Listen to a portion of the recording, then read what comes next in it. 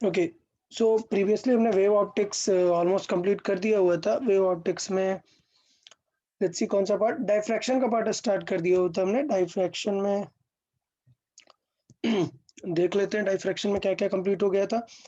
पहले तो हमने डाइफ्रैक्शन की डेफिनिशन बेसिक और जो 2 डिफरेंट टाइप ऑफ डाइफ्रैक्शन है वो हमने डिस्कस कर लिया था, फ्रॉन-अपर और फ्रेस्नेल। दोनों डाइफ्रैक्शन के टाइप हमने डिस्कस कर लिए थे।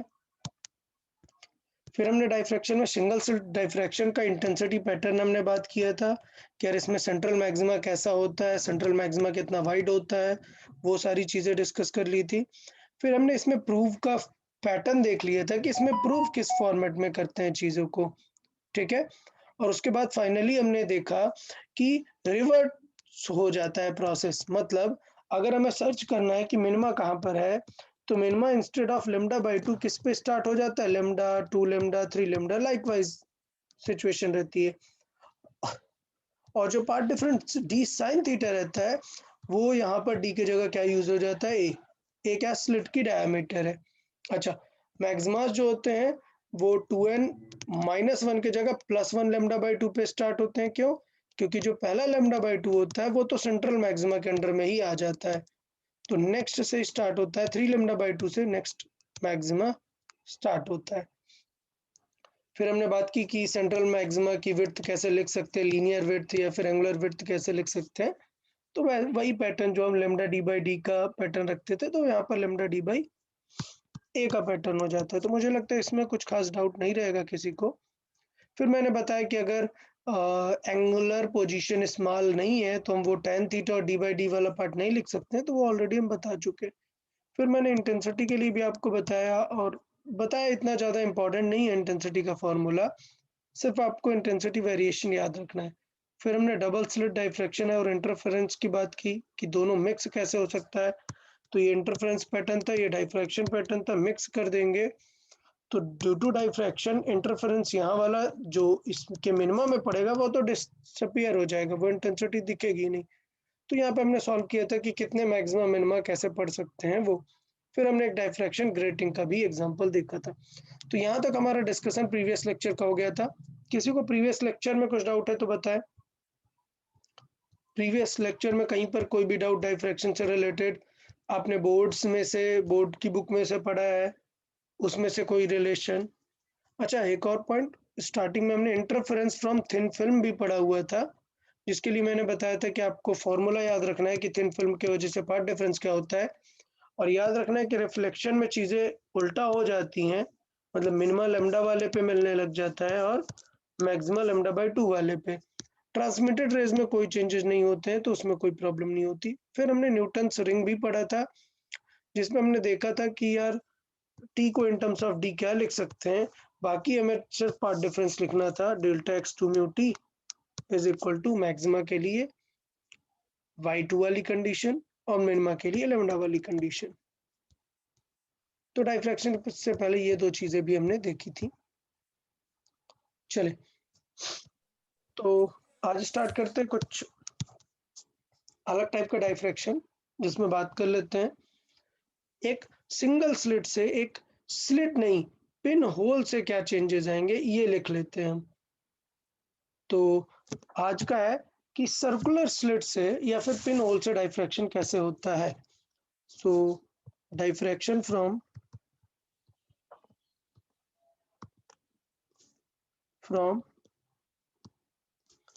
सर्कुलर होल और सर्कुलर स्लिट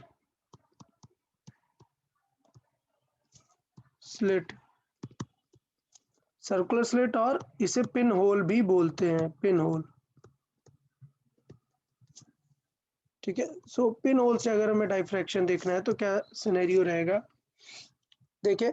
तो ये बिल्कुल अलग टाइप में देखने को मिलता है, मतलब अगर हम एक यहाँ पर पिन होल ले लेते हैं और यहाँ पर एक सोर्स रख देते हैं, ठीक है। सो यहाँ पर लेट्स से सोर्स है, सोर्स मतलब कोई भी ऑब्जेक्ट हो सकता है, तो उससे जो भी वेव फ्रंट आ रहा है मान लेते हैं थोड़ा सा दूर का ऑब्जेक्ट है, तो एक पैरेलल वेव फ्रंट है। तो जब हम स्क्रीन में इसे देखते हैं, ठीक है, ये स्क्रीन है। सो स्क्रीन में क्या सिचुएशन देखने को मिलेगी, जैसे मैंने बताया सेंट्रल में काफ़ी वाइड रहेगा, सो सेंट्रल काफ़ी वाइड रहेगा, और बिकॉज़ लाइट स्ट्रेट आ रही है तो सेंट्रल काफ़ी ब्राइट रहेगा। सो ये सेंट्रल ब्राइट मैक्सिमा हो जाएगा। उसके बाद एक डार्क जोन आएगा और फिर नेक्स्ट ब्राइट मैक्सिमा। अच्छा, एक चीज आप देखेंगे कि ये रिंग्स कैसी दिखेंगी आपको, ये मिनिमाज और मैक्सिमा कैसे सर्कुलर रहेंगे, ठीक है। तो ये जो चीजें हम यहाँ पर बता रहे हैं ये कैसे रहेंगे, सर्कुलर रिंग्स टाइप की मिलेंगी मिनिमा और मैक्सिमा। तो यहाँ पर मैं लिख देता हूँ due to this pin hole source, ये कैसा रहेगा, सर्कुलर। अब एक थॉट है, जब अगर सर्कुलर रहेगा ये तो इसका रेडियस भी रहेगा, ठीक है। तो इसका मतलब जो सेंट्रल मैग होगा इसका, ये इससे जो हाइट होगी इसी को हम बोलेंगे क्या, रेडियस। तो ये हमारी क्या हो गई, ये हो गई रेडियस,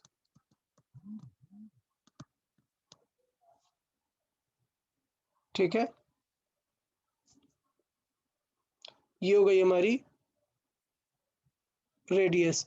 अब सिचुएशन देखें, रेडियस ये क्या है, हमारे किसी भी ब्राइटेस्ट रिंग, डार्क रिंग, उन सब की रेडियस के बेस पे हमें ये बात हुआ है।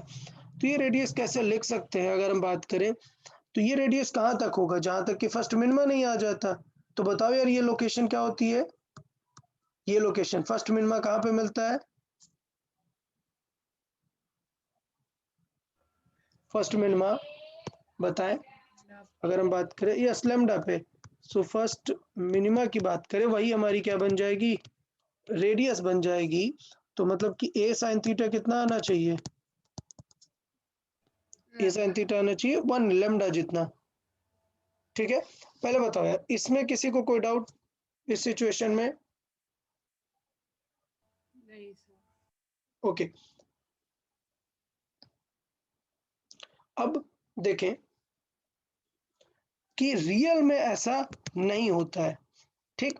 तो एक साइंटिस्ट थे एबे, ठीक है। इन्होंने कुछ एक्सपेरिमेंट्स करके ये चेक किया कि ये जो सेंट्रल मैक्सिमा जब हम किससे देखते हैं, स्लिट से देखते हैं तब फाइन है, स्लिट से कोई टेंशन नहीं रहता है। लेकिन जब हम बात करते हैं किससे, सर्कुलर स्लिट की बात करते हैं जब हम, ठीक है, किसकी, सर्कुलर स्लिट की बात करते हैं, तो रियल में ये जो मतलब स्टार्टिंग का ये है, ये लैम्डा पे नहीं मिलता है हमें, और ज्यादा वाइडर मिलता है, ठीक है। तो ये एक क्या बन जाता है, ये हमारा ये हमारा वो बन जाता है, एक पैटर्न आ जाता है जिसपे ये जो लेंथ होती है ये आती है 1.22 लैम्डा, कितनी आती है 1.22 लैम्डा। तो ये जो फैक्टर है ये हमें देखना पड़ेगा,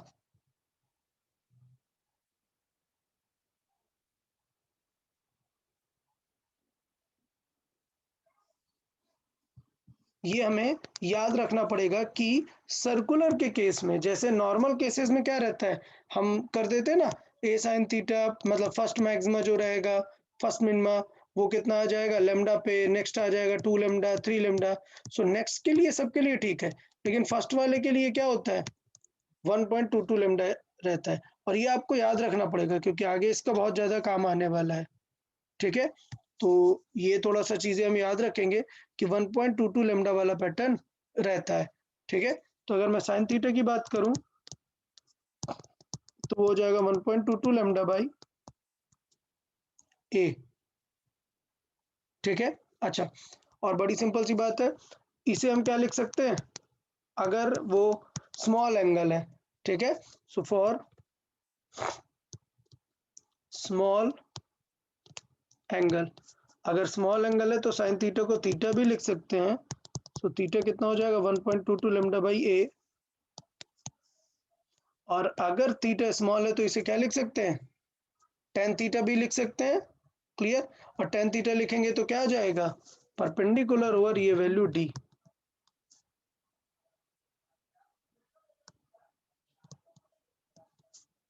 ठीक है।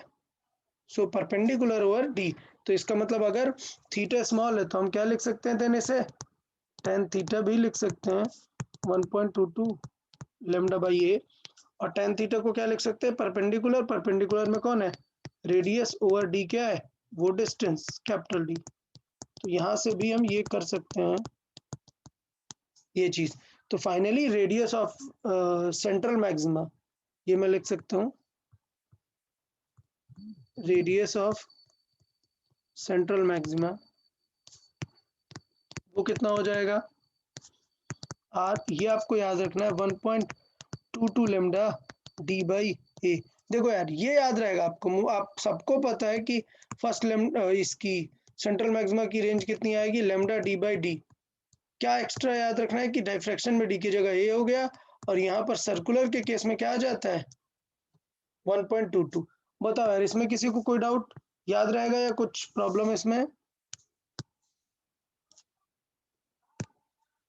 यार ये सबको याद रहेगा क्या? सर्कुलर स्लिट के केस में या सर्कुलर होल के केस में हम क्या यूज करेंगे? 1.22 का एक्स्ट्रा फैक्टर वहां पर आ जाएगा। आगे मैं बताऊंगा कि ये क्यों आता है। ये तभी आता है जब ये ऑब्जेक्ट कैसा होता है, ल्यूमिनस होता है, सेल्फ लाइटनिंग ऑब्जेक्ट होता है। अगर आप किसी दूसरे ऑब्जेक्ट से जो सेल्फ की लाइट नहीं जनरेट कर रहा है देखेंगे तो ये सिचुएशन नहीं मिलती है। तो आगे मैं क्लियर करूंगा कि इसका पर्पस क्या है और ये कहाँ पर देखने को मिलेगा। ठीक है, अच्छा उससे पहले हम एक टर्म को समझते हैं, क्या? रेजोल्यूशन के बारे में समझते हैं। रेजोल्यूशन लिमिट मतलब दो ऑब्जेक्ट्स को सेपरेट देखने के लिए क्या सिचुएशन रहती है। तो यहाँ पर हम देखेंगे, एक साइंटिस्ट है रेले,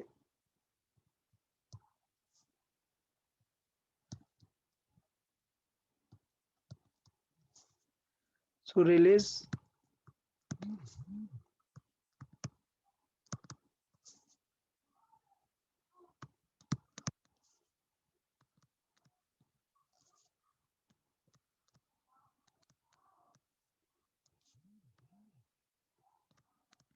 ओके देखें, सो रेलेस क्राइटेरिया ऑफ रेजोल्यूशन बात करें तो इन्होंने क्या सिचुएशन है, इन्होंने ये बताया कि यार दो ऑब्जेक्ट जब बहुत पास में होते हैं, सपोज दो ऑब्जेक्ट बहुत ही क्लोज हैं, ये अगर ये अभी मुझे दिख रहे हैं, अभी मुझे दिख रहा है कि इन दोनों के बीच में गैप है, ठीक है, लेकिन जरूरी नहीं है कि सभी को दिखे। ये जो इन दोनों डॉट्स के बीच में मैंने सर्कुलर पॉइंट रखे, यहाँ पे जो गैप है जरूरी नहीं है कि वो सबको दिखे, वो डिपेंड करता है सबके आईज के रेजोल्यूशन पे। ठीक, तो ऑफ कोर्स ये गैप बहुत बड़ा है जो मैंने यहाँ पर रखा हुआ है, ये माइक्रो लेवल पर है, देख सकते हैं। बट जब हम और नीचे चले जाते हैं, सॉरी ये एमएम की रेंज में तो हम देख सकते हैं, जब ये इवन माइक्रो की रेंज में चला जाएगा तो हम इसे देख नहीं पाएंगे।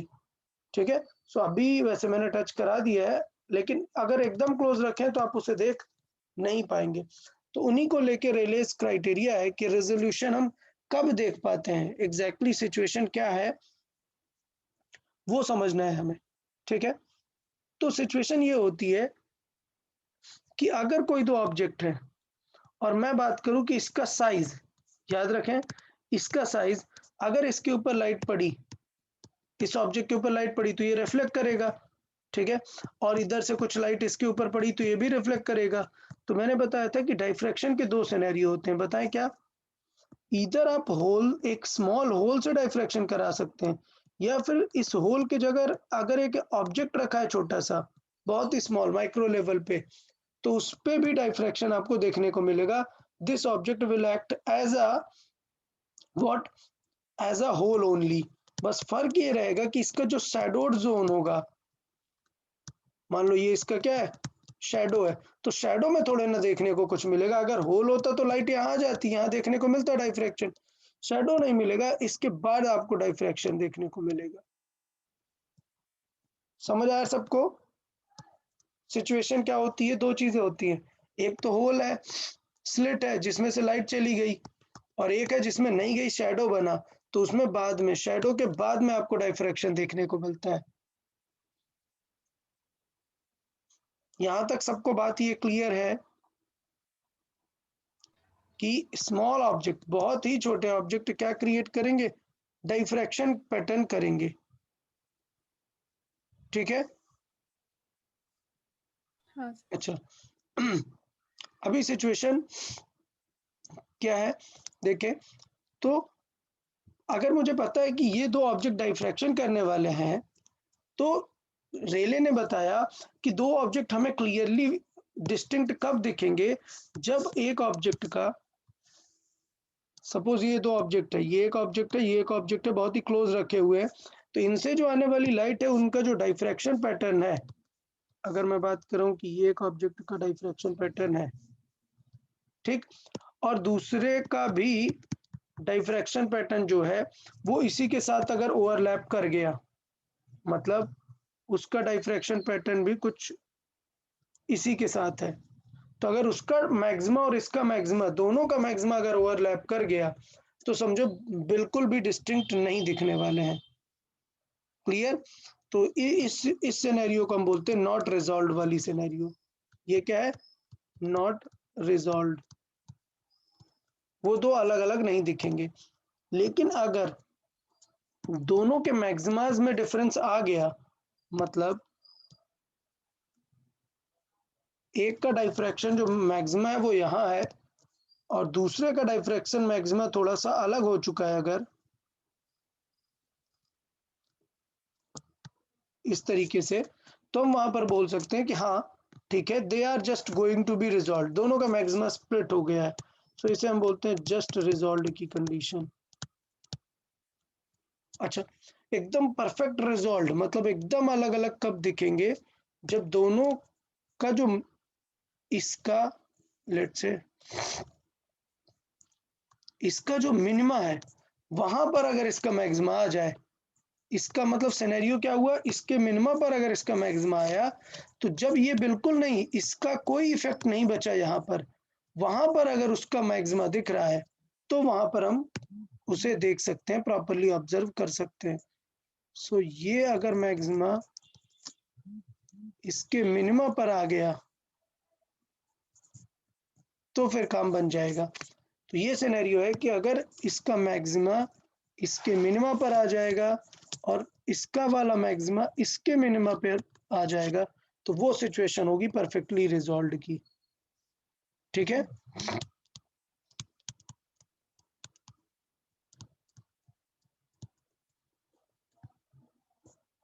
क्लियर? तो ये तीनों सिचुएशन समझ में आई कि कब रिजॉल्व होगा, कब नहीं होगा, क्या सिचुएशन है। इसको मैं एक फिगर के थ्रू भी एक्सप्लेन कर देता हूं, जस्ट वेट।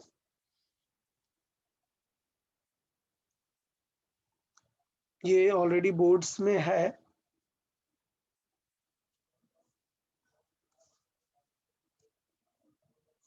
ओके, देखें,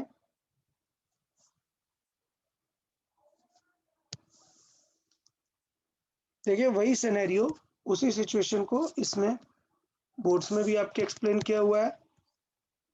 क्या कि दो ऑब्जेक्ट, ये देखो दो ऑब्जेक्ट है बट हमें नहीं दिख रहे हैं, हमें दो नहीं दिख रहे हैं, हमें सिंगल दिख रहा है, क्योंकि इन पे लाइट इंसिडेंट इधर ये खुद सोर्स होगा या फिर क्या होगा, दूसरे से लाइट लेके हमें वापस रिफ्लेक्ट कर रहा होगा। तो अगर इन दोनों का मैक्सिमा आ गया, तो ये आपको एक सिंगल ऑब्जेक्ट ही दिखने वाला है। सबको फील हो रहा है? अगर इनका मैक्सिमा अलग है बट इसका जो मैक्सिमा है एकदम इसके मिनिमा पर नहीं है, फर्स्ट मिनिमा पर, तो वो सिचुएशन होगी जस्ट रिजॉल्व की। अगर इसका मैक्सिमा इस वाले के मिनिमा पे एग्जैक्टली आएगा, तो वो सिचुएशन रहेगी परफेक्टली रिजॉल्व की। ठीक है, मतलब दोनों ऑब्जेक्ट देखो सेपरेट देख सकते हैं।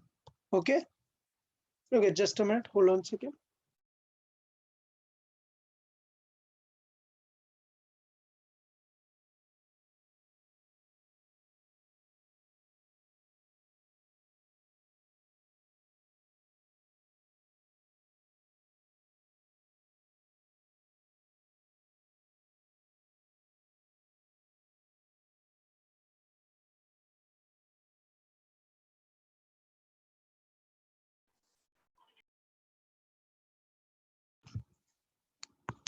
ओके, तो ये सिचुएशन है, क्लियर है सबको कि किस तरीके से हमने वेल रिजॉल्व और इसकी सिचुएशन देखी। अब बात करें अगर, तो इसमें एक पॉइंट रहता है कि ये जो हमने डाइफ्रैक्शन पैटर्न देखा हुआ है ये, ठीक है, ये डिपेंड कर रहा है किस पे, कि इसका जो मैक्सिमा है वो यहाँ पर आना चाहिए, ठीक है।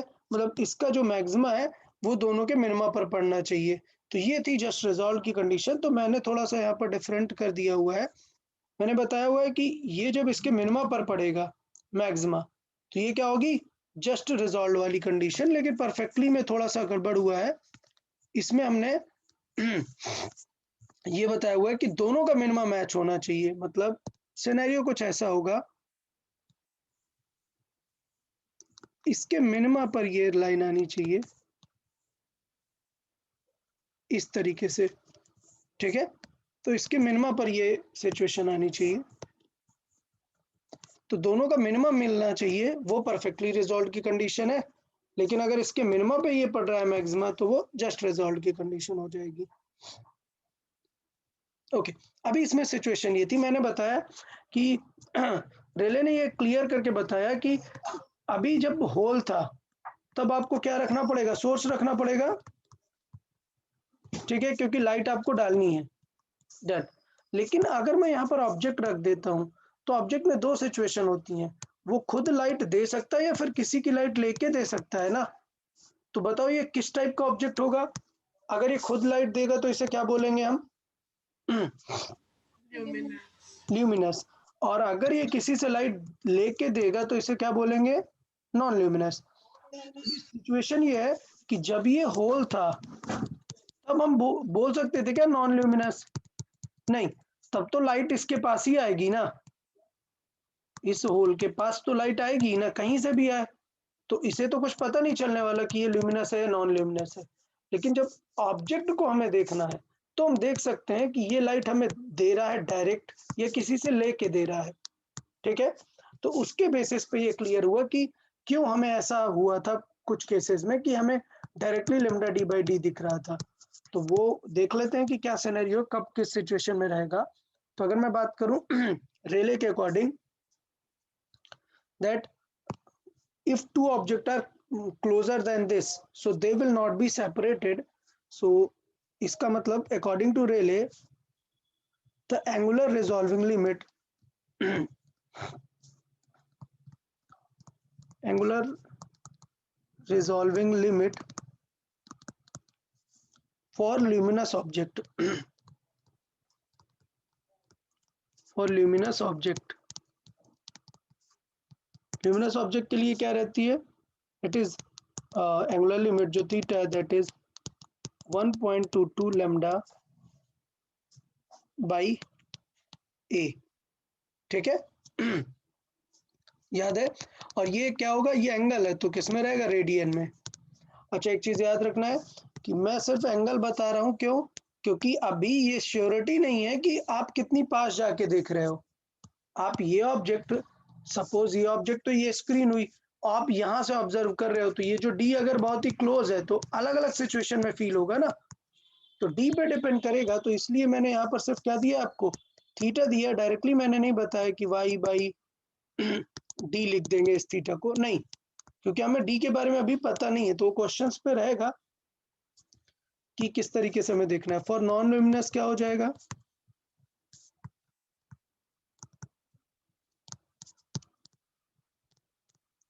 ओके, सो नॉन ल्यूमिनस के लिए सिंपल रहेगा, क्या रहेगा, लेमडा बाई ए। देन वो 1.22 का फैक्टर किन के लिए आता है, ल्यूमिनस। और बेटा एग्जाम में ल्यूमिनस ही ज्यादा पूछा जाता है, ये भी याद रखना, ठीक। तो ये हुआ हमारा रेजोल्यूशन लिमिट के बारे में। रेजोल्यूशन लिमिट का फीलिंग क्या है, मैं फिर से बता रहा हूँ। फीलिंग ये है कि ये दो ऑब्जेक्ट कितने क्लोज रखे हुए हैं तो हम इन्हें देख पाएंगे या नहीं देख पाएंगे। तो क्लोज डिस्टेंस पे डिपेंड नहीं करता, क्लोज किस पे डिपेंड करता है, आप कितनी दूर से ऑब्जर्व कर रहे हैं। मतलब फील देखिएगा, सपोज ये एक ऑब्जेक्ट है, ये एक ऑब्जेक्ट है, मुझे चेक करना है कि ये गैप मुझे दिखेगा कि नहीं। तो अगर मैं यहाँ पर खड़ा हूँ तो डिस्टेंस से काम नहीं बनेगा ना, काम किससे बनना चाहिए, एंगल। अभी ये एंगल कितना छोटा है, सोचो मैं यहां पर हूं, तो देख रहे हो एंगल कितना छोटा है, समझ आया सबको। ये एंगल छोटा हो जाएगा ना बहुत, अगर मैं बहुत दूर पे डिस्कस करूंगा। तो अगर ये एंगल, ये वाला थीटा किससे छोटा हो गया, 1.22 लेमडा बाई डी से, लेमडा बाई ए से, तो दिखेगा क्या ये हमें क्लोज नहीं दिखेगा। मतलब सॉरी सेपरेटेड नहीं दिखेगा, रिजॉल्व नहीं दिखेगा। आइडिया समझ में आया? तो जितना पास आते जाएंगे तो एंगल बढ़ता जाएगा ना। सो इसका मतलब डी का यहाँ पे रोल रहेगा। सो इसलिए हम डी की बात नहीं करते, हम सीधे किसकी बात करते हैं? एंगल की बात, रेजोल्यूशन लिमिट। बताओ समझ आया या नहीं कि फीलिंग क्या है रेजोल्यूशन लिमिट का? सर हाँ सर वो एंगल अगर बड़ा हो तो मतलब हमें सब्स्टिट्यूट करना चाहिए क्या, साइन थीटा ऐसे? नहीं, नहीं कर सकते ना, इसीलिए तो मैंने सब्स्टिट्यूट किए बिना ही आपको फॉर्मूला दिया है कि हमें हमेशा फॉर्मूला थीटा के लिए याद रखना है। तो अगर हम बहुत पास आके दो ऑब्जेक्ट को देखेंगे तो वो हमें क्लियर दिख जाएंगे ना। मतलब ये सेपरेशन आप बहुत क्लोज जाके देखोगे तो दिखेगा। मतलब बहुत ही सिंपल है, ये एक डॉट लगा दो, ये एक डॉट लगा दो, ये मैंने दो डॉट लगा दिए। अब आप अपने मोबाइल को दूर रख के बताओ, due to the wavelength of colour, देखो लेमडा, बिकॉज ये मैंने स्काई ब्लू कलर का किया हुआ है, लेमडा बहुत ही कम है, फील कर पा रहे हो? और अगर आप मोबाइल को थोड़ा दूर रख के देखोगे यू विल नॉट फील कि यहाँ पर कोई डिफरेंस है। बट मोबाइल को एकदम क्लोज लेके आओ, देखो आपको ये इनका जो बीच का डिफरेंस है वो वाइट दिखने लगेगा। फील आया या नहीं? कलर मैंने ऐसा चूज किया है कि लेमडा बहुत ही कम है, तो मतलब रेजोल्यूशन थीटा बहुत ही कम होने वाला है। तो लेट्स से रेजोल्यूशन इतना ज्यादा नहीं होगा जितना मैं बोल रहा हूँ। लेट्स से रेजोल्यूशन एंगल है 5 डिग्री। तो जब तक आप 5 डिग्री पर नहीं आ जाते, मतलब जब तक कि let's say gap, this is our gap, जब तक ये गैप आपके आइज पे 5 डिग्री नहीं बनाएगा आपको नहीं दिखेगा। एम आई क्लियर और नॉट? बताओ यार, हाँ सर। पक्का ना? मैं ये कहना चाहता हूँ कि ये दो ऑब्जेक्ट डिस्टिंग्विश आपको तब तक नहीं दिखेंगे जब तक कि आप ये एंगल क्रॉस नहीं कर देते हैं। हाँ, बड़े ऑब्जेक्ट के लिए नहीं वैलिड है ये, डाइफ्रैक्शन ही नहीं करेंगे ना बड़े ऑब्जेक्ट, इनके लिए वैलिड है, छोटे गैप्स के लिए वैलिड है। अब आप उनको इतना 1 सेंटीमीटर रख दो तो फिर कोई मतलब नहीं ना, इतना गैप तो सबको दिखेगा। आप चाहे 1 किलोमीटर चले जाओ, ओपन स्पेस होगा तो काफी दिखेगा आपको ये। ठीक, तो बहुत स्मॉलर गैप्स के लिए हो रहा है बात। तो मैं फिर से बोल रहा हूँ, मैंने वेवलेंथ ऐसा चूज किया, अगर मैं यहाँ पर रेड चूज करता तो आपको रिलेटिवली इससे क्लोज भी दिख जाता। बताओ, इन दोनों के बीच का गैप देख पा रहे हो? ये दो रेड डॉट्स, पास आकर अच्छे से देख पाओगे, दूर से देखोगे तो नहीं दिखेगा गैप। तो इस अकॉर्डिंग आपको क्लोज आके थीटा को बढ़ा के यहाँ तक पहुंचाना है कि वो 1.22 लेमडा डी को मैच कर दे।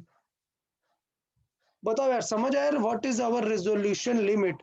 हम दो चीजों को अलग अलग कब तक देख सकते हैं? हाँ सर। Okay good.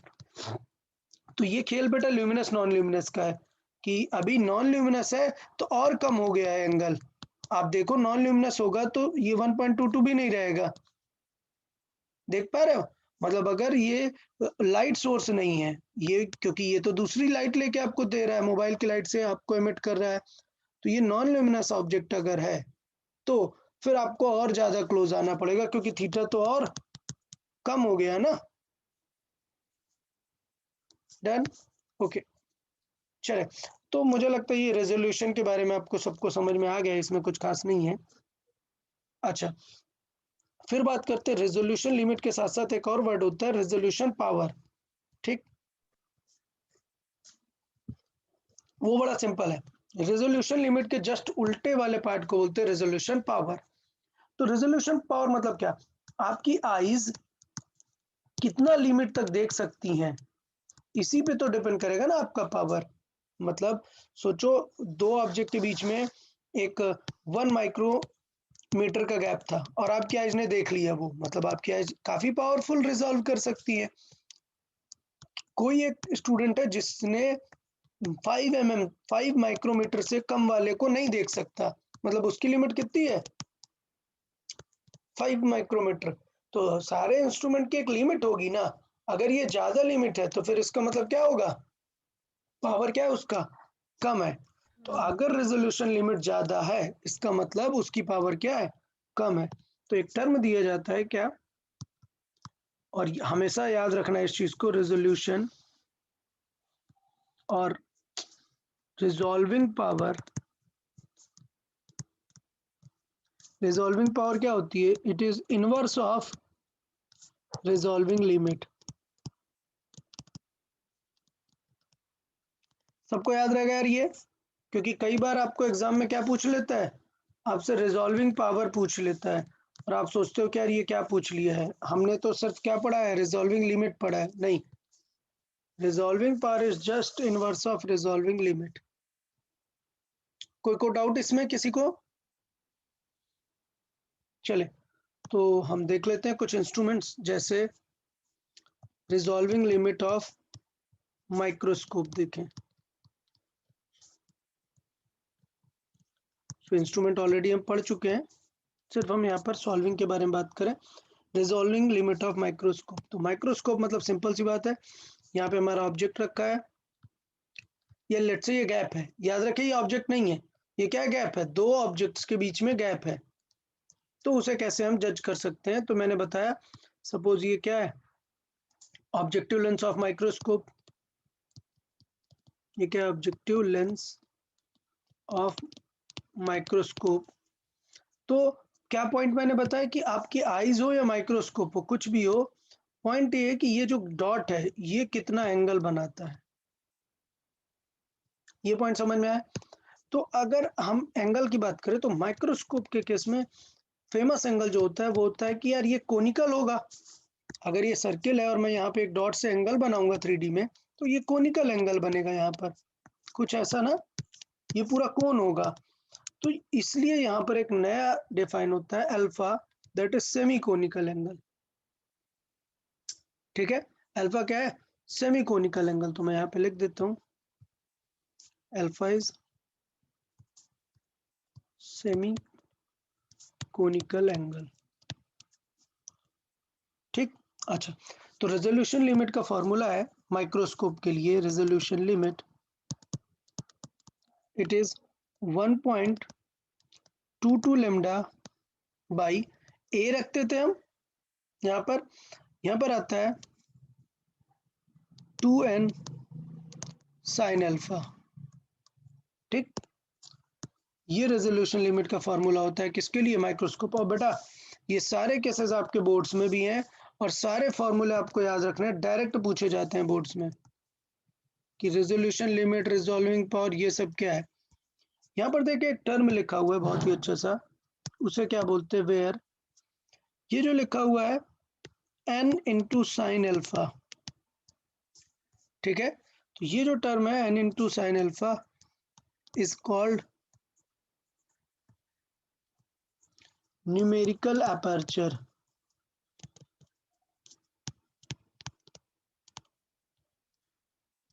ठीक है, एक बार पूछ लिया हुआ था इसलिए मैंने यहाँ पर ये मेंशन कर दिया है, न्यूमेरिकल अपर्चर। ये क्या है, न्यूमेरिकल अपर्चर क्या, सिंपल सी चीज है, ये जो स्मॉल एन है ये एक्चुअली में है हमारा क्या, ये जो हमारा स्मॉल एन है ये है रिफ्रैक्टिव इंडेक्स। इसका मतलब ये है कि ये जो ऑब्जेक्टिव लेंस है वो आप माइक्रोस्कोप कहाँ पे यूज कर रहे हो ये मैटर करता है, एयर पे यूज कर रहे हो, कहाँ पे कर रहे हो, इस मीडियम का रिफ्रैक्टिव इंडेक्स है ये, इन दोनों के बीच में कोई मीडियम रखा है क्या, उसका रिफ्रैक्टिव इंडेक्स है। एन क्या है, एन है ऑब्जेक्टिव लेंस और इनके बीच का रिफ्रैक्टिव इंडेक्स। अच्छा, रिजोल्यूशन लिमिट क्या है, एक लेंथ है ना, तो यूनिट क्या रहेगा इसका, मीटर। हाँ यूनिट जो रहेगा वो मीटर में रहेगा, रेडियन में नहीं रहेगा, क्योंकि रेजोल्यूशन लिमिट ये वाली जो है 1.22 लैम्डा बाई एन, इसमें हमने ए का डिवाइड नहीं किया है। देख रहे हो, ए का साइज ऑफ ऑब्जेक्ट का, तो साइज ऑफ ऑब्जेक्ट का डिवाइड नहीं किया तो डायमेंशन किसकी बचेगी, वेवलेंथ की बचेगी ना यहाँ पर। ठीक है, अच्छा, ये जो है 1.22 लैम्डा ये किसके लिए है, सर्कुलर। हाँ सर्कुलर ऑब्जेक्ट और ल्यूमिनस ऑब्जेक्ट के लिए, अगर नॉन ल्यूमिनस है तो फिर 1.22 नहीं होगा, तो ये थोड़ा सा याद रखना है, फॉर ल्यूमिनस ऑब्जेक्ट्स। ठीक है, अगर उसके पास खुद की लाइट है, अगर फॉर नॉन ल्यूमिनस देखें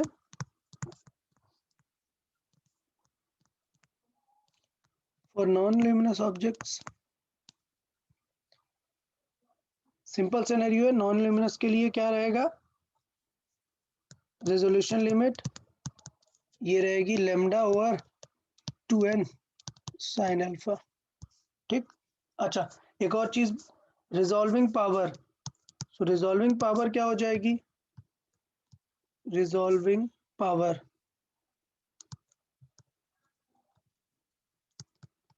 रिजॉल्विंग पावर की अगर हम बात करेंगे तो वो हमें पता है वो क्या हो जाएगी, 1 ऑफ रिजॉल्विंग लिमिट, तो वो क्या हो जाएगी, उल्टा हो जाएगा, मतलब कि 2n साइन अल्फा ऊपर आ जाएगा और नीचे क्या आ जाएगा 1.22 लेमडा।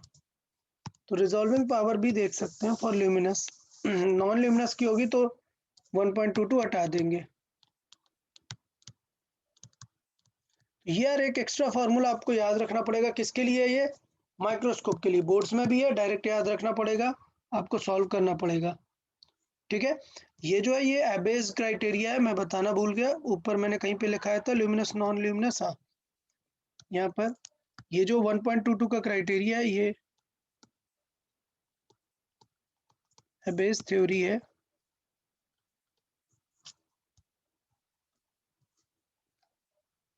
ओके, माइक्रोस्कोप हो गया, टेलीस्कोप के लिए देख लेते हैं, रिजॉल्विंग लिमिट ऑफ टेलीस्कोप। अच्छा, टेलीस्कोप के केस में ऑब्जेक्ट क्या है, दूर है ना, तो हम एंगल नहीं बना सकते, तो ये चीज थोड़ा सा ध्यान रखना है कि टेलीस्कोप के केस में लेंस से बहुत ही दूर ऑब्जेक्ट है तो एंगल नहीं बना सकते हैं। तो याद रखना है टेलीस्कोप के केस में रिजॉल्विंग लिमिट किसी भी टाइप का ऑब्जेक्ट हो, ऑब्जेक्ट इतना दूर है कि फर्क नहीं पड़ता कि वो ल्यूमिनस है या नॉन ल्यूमिनस है, उसके लिए बड़ा ही सिंपल सा होता है 1.22 लेमडा बाई डी। और यहाँ पर देखिए ये डी मतलब डिस्टेंस अपर्चर, ये कुछ नहीं है, यहाँ पर डी है, ये है diameter of objective lens, objective lens का डायमीटर कितना है बस उसी पे डिपेंड करेगी। अच्छा, ये जो रिजॉल्विंग लिमिट है, देखो लेमडा भी डिस्टेंस है और डी भी डिस्टेंस है, तो डिस्टेंस डिस्टेंस कैंसिल आउट हो जाएंगे, इसका मतलब ये क्या है, ये लीनियर नहीं है, ये कैसी है, एंगुलर रेजोल्यूशन लिमिट है, तो इसका जो यूनिट होगा, इसका यूनिट क्या होगा, रेडियन। तो मैं बताऊंगा ये एक टाइप की क्या है, एंगुलर रेजोल्यूशन लिमिट है।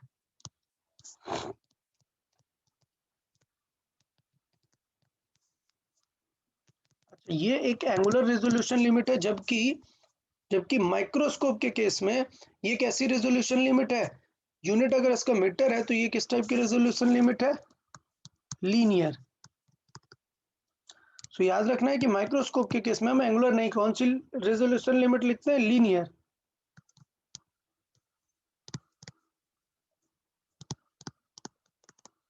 और जब जरूरत पड़ती है तो ये एंगल हम निकाल ही सकते हैं अल्फा, कैसे, ये परपेंडिकुलर हाइट ओवर डिस्टेंस से अल्फा हम निकाल सकते हैं, अगर अल्फा स्मॉल है, अगर अल्फा ज्यादा है तो फिर हमें प्रॉपर tan थीटा से निकालना पड़ेगा, tan alpha is equal to perpendicular over base से। ठीक है, तो यहाँ पर चाहिए तो आप ये चीज लिख सकते हैं, क्या tan अल्फा क्या हो जाएगा, tan अल्फा हो जाएगा ये जो हाइट है मान लेते हैं ये y है, और ये तो क्या ऑब्जेक्टिव लेंस की हाइट है एक्चुअली, तो आपको दे भी सकता है, लेट्स से ऑब्जेक्टिव लेंस की रेडियस मान लेते हैं अगर इसे r, तो tan अल्फा हो जाएगा r बाई डी। ओके, तो टेलीस्कोप का हमने रेजोल्यूशन लिमिट देख लिया, रिजॉल्विंग पावर की बात करें तो रिजॉल्विंग पावर क्लियर है, ये क्या होता है 1/, रिजॉल्विंग लिमिट, तो मतलब क्या आ जाएगा d/1.22 लेमडा, ये अपना हो गया रिजॉल्विंग पावर का। ठीक है, तो यहाँ से यार हमारा ऑलमोस्ट पार्ट ये वाला कंप्लीट होता है, डाइफ्रैक्शन का जो यूज था आज हमने वो देखा, रेले क्राइटेरिया और ये सारी सिचुएशन में। ठीक है, तो अब हमारा लास्ट टॉपिक बचा वेव ऑप्टिक्स का, लास्ट टॉपिक क्या है हमारा, पोलराइजेशन। ठीक है, बोर्ड्स की बुक में आपके बीच में पोलराइजेशन दिए, हम इसे एकदम लास्ट में पढ़ते हैं। देखिए पोलराइजेशन,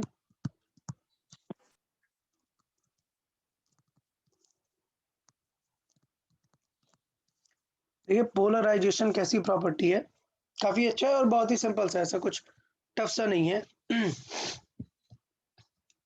तो पोलराइजेशन एक ऐसी प्रॉपर्टी है जो सिर्फ वेव नेचर पे ही डिपेंड करती है। मतलब पोलराइजेशन के बाद और क्लियर हो गया था कि वेव किस टाइप की है। मतलब सिचुएशन, पहले लाइट थी, कुछ लोग पार्टिकल बोल रहे थे, कुछ लोग वेव बोल रहे थे। फिर पार्टिकल के लिए एक्सपेरिमेंट्स हुए, वेव के लिए एक्सपेरिमेंट हुए। पार्टिकल के लिए रिफ्लेक्शन रिफ्रैक्शन सब पता चला, इसमें इंटरफेरेंस डायफ्रैक्शन पता चला। लेकिन एक और बात तब चल रही थी कि अगर ये वेव है तो ये किस टाइप की है, ये किस टाइप की है। तो कुछ लोग बोल रहे थे कि ये लॉन्गिट्यूडनल है और कुछ लोग बोल रहे थे कैसी है, ट्रांसवर्स है। तो फिर वहां पर साइंटिस्ट आए मैक्सवेल, उन्होंने बताया कि भाई ये कैसी वेव है, इलेक्ट्रोमैग्नेटिक वेव है। बट याद है मैं बार बार इलेक्ट्रोमैग्नेटिक के साथ एक चीज और बोलता हूँ, क्या कि नेचर क्या है ये, अगर वेव है तो मूव तो कर रही होगी, अगर मूव कर रही है तो फिर कोई तो नेचर होगा ना, लॉन्जिट्यूडनल या ट्रांसवर्स। तो ऑफ कोर्स ये मैकेनिकल नहीं है, ये मैकेनिकल नहीं है, बट नेचर तो कुछ होगा ना। किसी को याद है कैसा नेचर होता है लाइट का?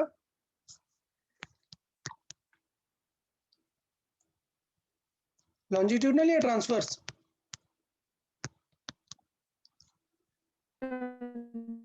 ट्रांसवर्स नेचर होता है। हम एक एक एग्जांपल देख सकते हैं। लॉन्जिट्यूडनल का क्या है, साउंड। ट्रांसवर्स का क्या है, स्ट्रिंग। तो स्ट्रिंग वेव के टाइप पे चलती है, ट्रांसवर्स नेचर होता है। तो ट्रांसवर्स नेचर पहली बार पता है प्रूव कब हुआ, कि ट्रांसवर्स की डेफिनेशन क्या है कि अगर वेव इधर जा रही है तो चीजें परपेंडिकुलर में मूव हो रही हैं। ये किसका प्रॉपर्टी है, ट्रांसवर्स की। तो ऑफ कोर्स ईएम वेव में मैंने आपको बताया कि मैक्सवेल ने ये चीजें एक्सप्लेन की थी, बट ये चीज मैक्सवेल ने कैसे एक्सप्लेन की, किस एक्सपेरिमेंट के बाद ये चीजें क्लियर हुई, वो देखें।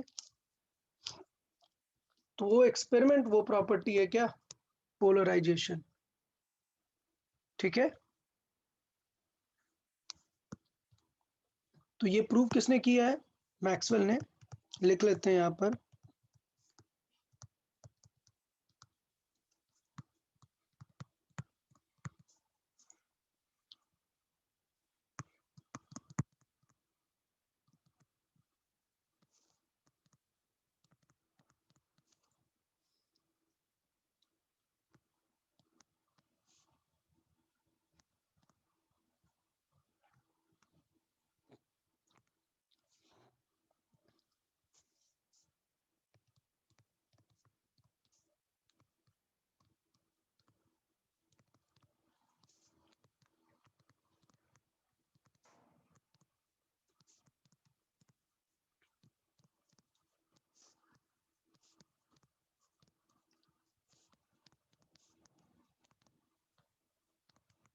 ओके, सो ये क्वेश्चन आ जाता है छोटा सा कि यार ये कौन सी फिनोमिना है विच explains the transverse nature of wave, और उसमें कोई ऑप्शन रहता है ईएम वेव। बस क्या ईएम वेव बस से पता चलता है कि वो ट्रांसवर्स नेचर है? नहीं, कौन सी प्रॉपर्टी है जो उसको ट्रांसवर्स नेचर को एक्सप्लेन करती है, पोलराइजेशन। हाँ, अगर वेव पोलराइज्ड हो रही है, पोलराइजेशन की प्रोसेस हो रही है, मतलब उसमें प्रूव हो रहा है कि वो ट्रांसवर्स है। कैसे हो रहा है देखें कि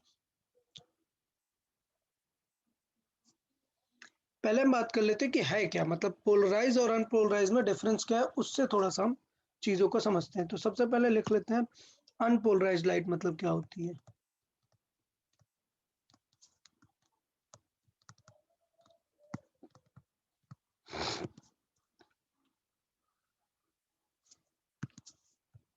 देखिए अनपोलराइज लाइट मतलब क्या होती है, मैं एक्सप्लेन करता हूँ। सपोज लाइट वेव इधर जा रही है, तो आपको ईएम वेव में पता था कि इनके पास इलेक्ट्रिक फील्ड वेक्टर है और मैग्नेटिक फील्ड वेक्टर है। तो आपको पता है कि ये किसी अलग अलग प्लेन पे होंगे, मतलब अगर ये एक्स एक्सिस है, ये वाई है, तो ये जेड एक्सिस है। ठीक, यहाँ पर मैग्नेटिक फील्ड होगी, यहाँ पर इलेक्ट्रिक फील्ड होगी। बट रियल में इलेक्ट्रिक फील्ड ऐसे किसी फिक्स एक्सिस पे नहीं होती है, इलेक्ट्रिक फील्ड पूरे प्लेन पे वेरी कर रही होती है। तो अगर आप रियल में देखेंगे, रियल में अगर मैं थोड़ा सा इस टाइप पे बनाऊं कि लेट्स से ये एक वेव है, let's say propagation of wave है, तो अगर ये वेव है आपके पास, तो जो इलेक्ट्रिक फील्ड वेक्टर होगा इसका, वो हर डायरेक्शन में जाएगा। ठीक है, तो ये चीज यहाँ पर एक्सप्लेन कर रहे हैं कि इलेक्ट्रिक फील्ड जो वेक्टर है वो ऑल पॉसिबल डायरेक्शन पे मूव कर रहा होता है। ठीक है, तो इसका मतलब ये हुआ एट द एंड अगर इसके देखें तो कभी भी अगर हम बात करें तो सिचुएशन क्या हो जाएगी कि इसके दो कंपोनेंट हमेशा हो सकते हैं, मगर मैं बात करूं कि एक डॉट है और ये इलेक्ट्रिक फील्ड वेक्टर किसी भी डायरेक्शन पे है, तो कुछ भी करोगे सारे वेक्टर्स के दो कंपोनेंट हो सकते हैं ना। मतलब आप कभी भी इस वेक्टर को हमेशा दो कंपोनेंट में लिख सकते हो। मतलब इस प्रोपोगेशन ऑफ लाइट को you can always distinguish it in two perpendicular components। ये परपेंडिकुलर है, ठीक है, तो इस तरीके से आप कभी भी कन्वर्ट कर सकते हो, लाइक ये ई एक्स है और ये ई वाई है। ये पॉइंट समझ में आया या नहीं? हाँ सर। हाँ, पूरे ई को कभी भी आप ऐसे लिख सकते हो। तो इसका मतलब ये है कि ये जो अनपोलराइज्ड लाइट है इसे मैं इस तरीके से एक्सप्लेन कर सकता हूँ।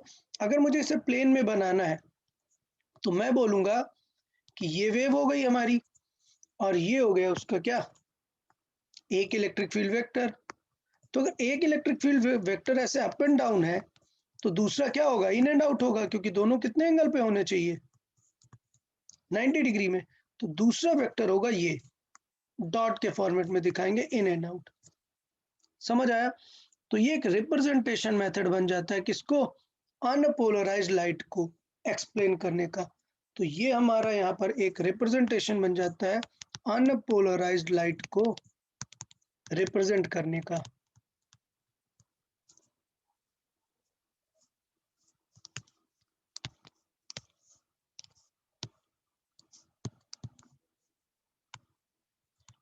क्लियर है सबको?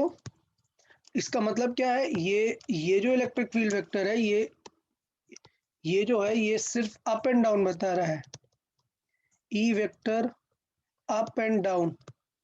और ये जो डॉट है ये क्या बता रहा है, in and out.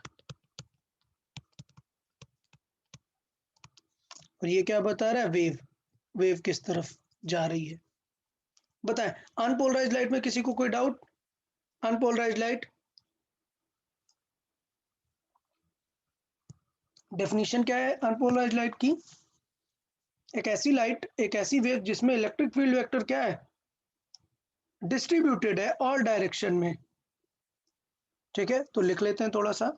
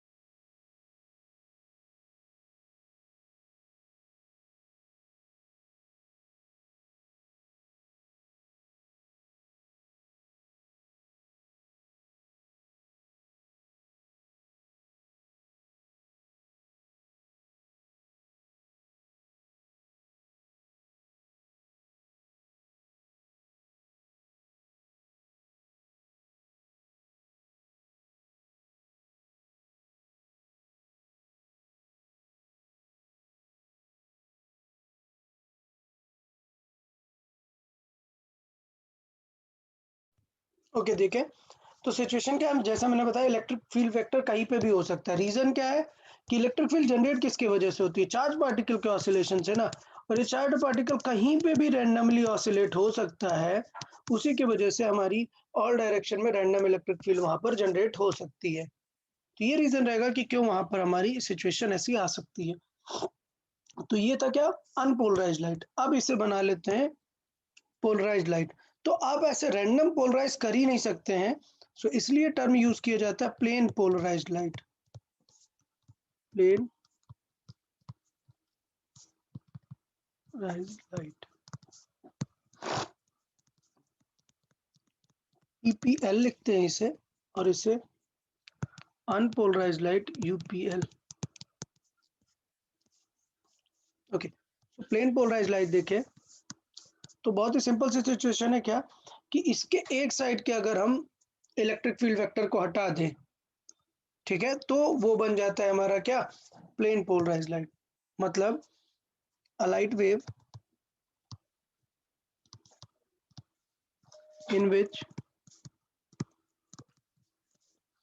in which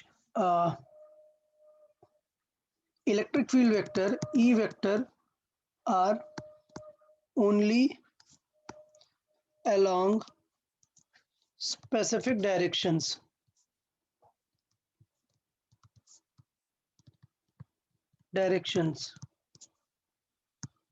ठीक है, मतलब एक फिक्स डायरेक्शन में होंगे। मतलब कि अगर मैं बात करता हूं कि एक रैंडम है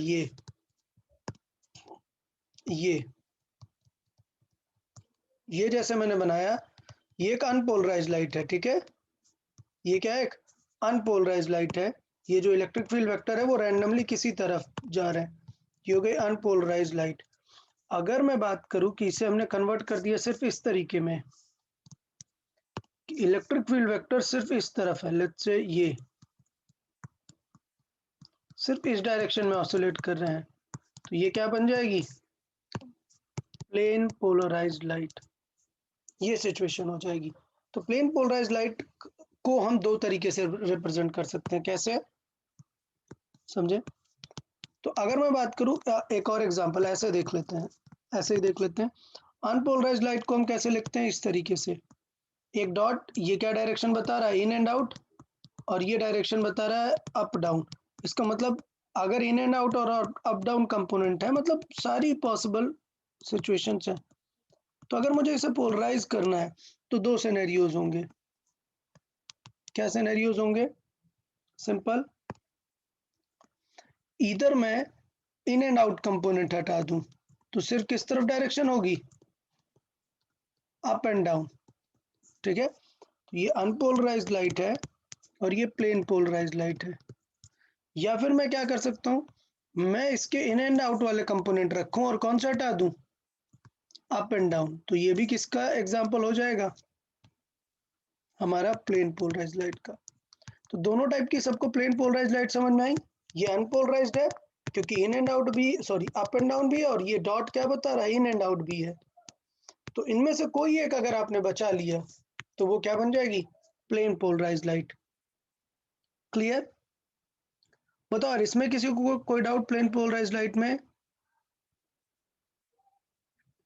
ओके, तो अब पॉइंट है कि पोलराइज करते कैसे हैं, ये बताओ यार, समझ में आया सबको, अनपोलराइज्ड और प्लेन पोलराइज्ड, ठीक है। अभी देखे पोलराइज करते कैसे हैं, तो हमारे पास तीन फेमस मेथड्स है जो हमारे सिलेबस में है, वो तीनों हमें पढ़ने हैं। There are 3 methods of polarisation, और ये बेटा पूछा जाता है बोर्ड्स में। Okay, explain one of the method. तो पहले तीनों मेथड्स के आपको नेम पता होने चाहिए, और फिर हम तीनों को एक्सप्लेन करेंगे, तो कोई एक पूछा जाता है आप वो कर सकते हैं।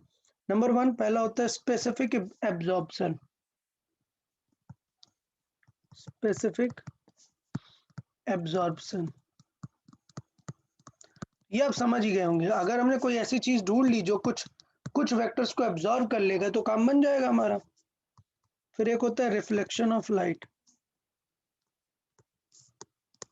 ये भी काफी अच्छा पॉइंट होता है, रिफ्लेक्शन ऑफ लाइट। और थर्ड है स्कैटरिंग ऑफ लाइट, ये ज्यादा कभी पूछा नहीं जाता, बट नेम आपको तीनों याद रखने हैं क्योंकि लिखने पड़ते हैं। तो ये तीन प्रोसेस हम देख लेंगे कि स्पेसिफिक एब्जॉर्प्शन कैसा होता है, reflection of light and scattering of light. तो देख लेते हैं पहले स्पेसिफिक एब्जॉर्प्शन, और I'll write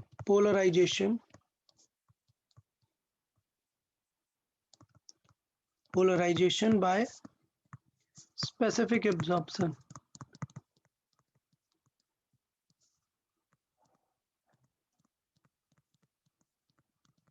देखिए पोलराइजेशन बाय स्पेसिफिक एब्जॉर्प्शन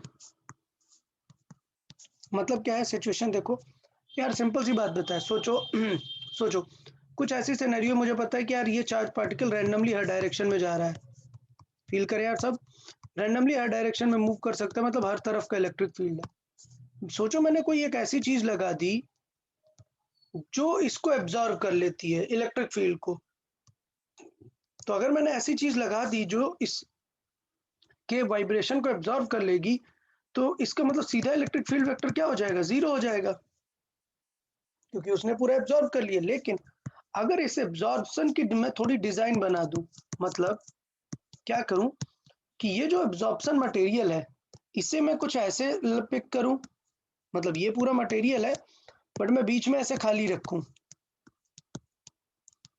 बताओ बीच में अगर खाली रखूंगा तो क्या होगा, अगर बीच में स्पेस आ गया तो इसका मतलब कौन सा वेक्टर एब्जॉर्ब नहीं होगा, ये वाला ना। भाई समझ आया कि नहीं? हाँ तो इसका मतलब ये सीधा अनपोलराइज से क्या बन गई, प्लेन पोलराइज लाइट। समझ आया स्पेसिफिक एब्जॉर्प्शन का?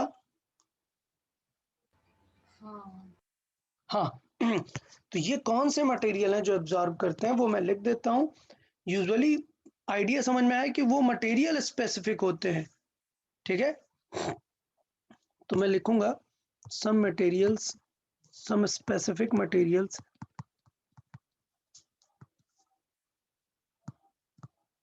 मटेरियल्स और वो मटेरियल्स होते बहुत ही hydrogen chains, long hydrogen chains, तो लॉन्ग यूनिडायरेक्शनल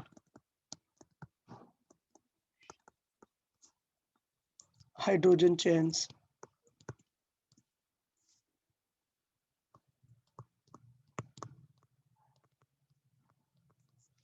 तो यूनिडायरेक्शनल हाइड्रोजन चेन जो होगी वो स्पेसिफिक मटेरियल्स क्या है, some specific materials can absorb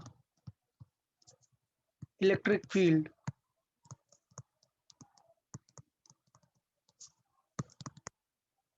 electric field का मतलब यहाँ पर इलेक्ट्रिक फील्ड एब्जॉर्ब नहीं करेंगे, इलेक्ट्रिक फील्ड एनर्जी की बात हो रही है, they can absorb their electric field energy, ठीक है। तो इस टाइप के मटेरियल्स को बोलते हैं, दे आर नोन एज पोलराइड्स।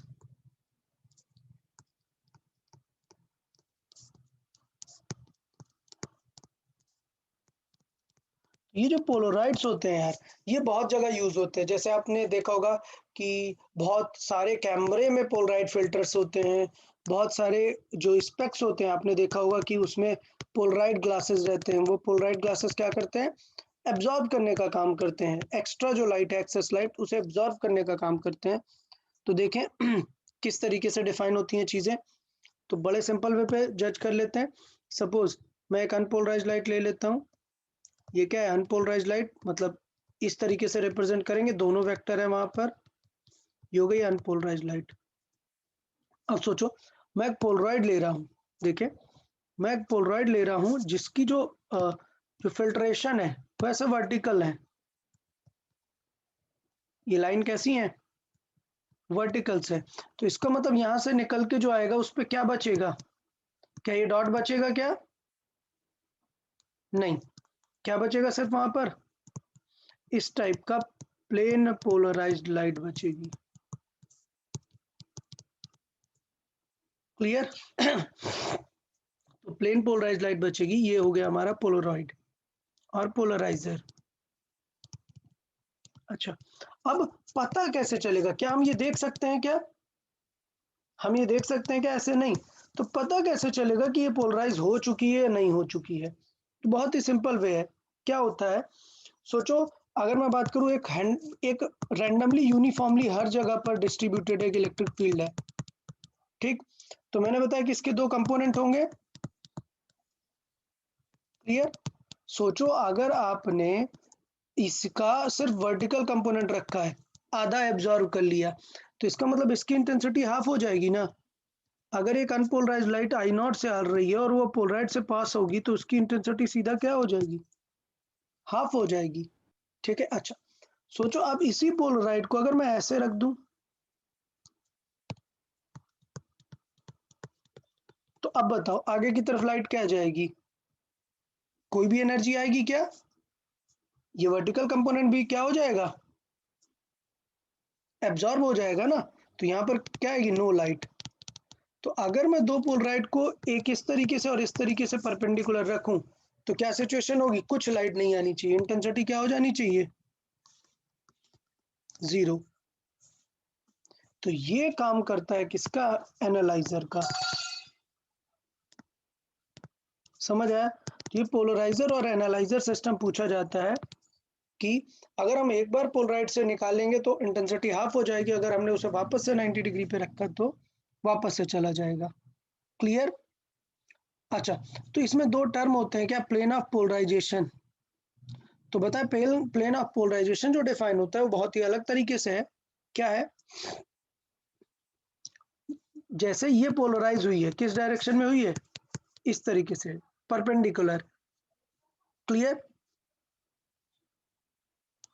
तो ये जो प्लेन ऑफ पोलराइजेशन है वो डिफाइन होता है इसकी पोलराइजेशन एक्सिस के परपेंडिकुलर से। ठीक है, तो यहां पर लिख लेते हैं ये पॉइंट, क्योंकि कई बार दे देता है कि this Polaroid is kept like this, कि उसका पोलराइड वो एक्सिस किस टाइप में है, तो हमें थोड़ा सा ध्यान देना रहेगा। तो लिखें, इसे लिख लेते हैं इस चीज को, the plane of polarisation.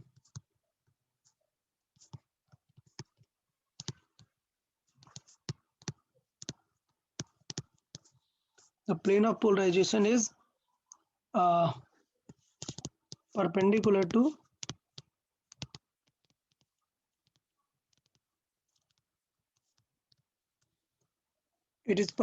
to the plane in which this has polarized, मतलब is perpendicular to the plane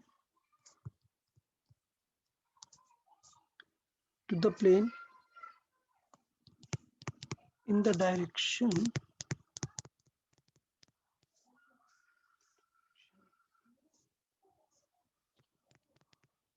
wave which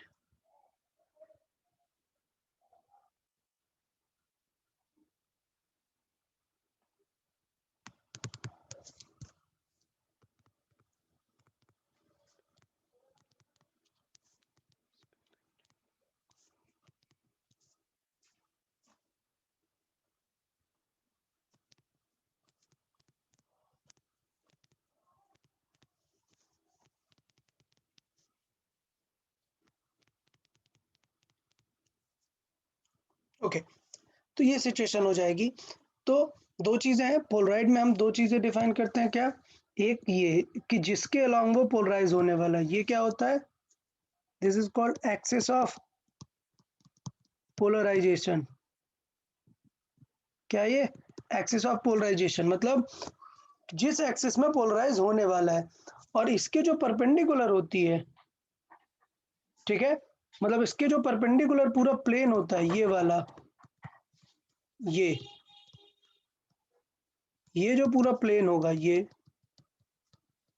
इस प्लेन को क्या बोलते हैं, प्लेन ऑफ पोलराइजेशन। तो पोलराइड की एक्सिस के परपेंडिकुलर जो रखा होगा उसे बोलते हैं प्लेन ऑफ पोलराइजेशन। ठीक है, तो ये छोटी छोटी डेफिनेशन से जो पूछी जाती हैं तो आपको थोड़ा सा माइंड में रखनी है। अच्छा, एक और काम की बात, कभी भी अनपोलराइज लाइट पोलराइज होती है तो उसकी इंटेंसिटी हमेशा कितनी हो जाती है, हाफ। हाँ ये एकदम मतलब बहुत ही ज्यादा हाईलाइटेड पॉइंट है, बहुत ही ज्यादा हाईलाइटेड पॉइंट, और इसे मतलब माइंड में हमेशा रखना है, गलती बिल्कुल नहीं होनी चाहिए इस पॉइंट को लेके। क्या, when unpolarized light passes through the Polaroid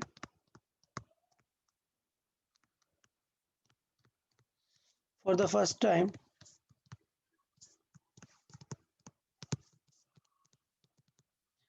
its intensity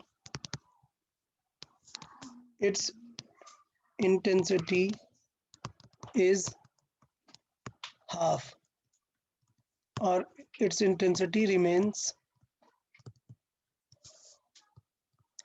half of the initial।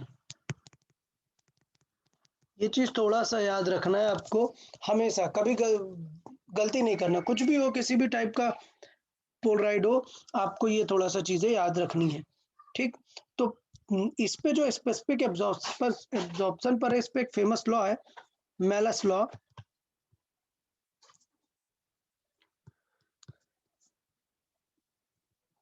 Malus law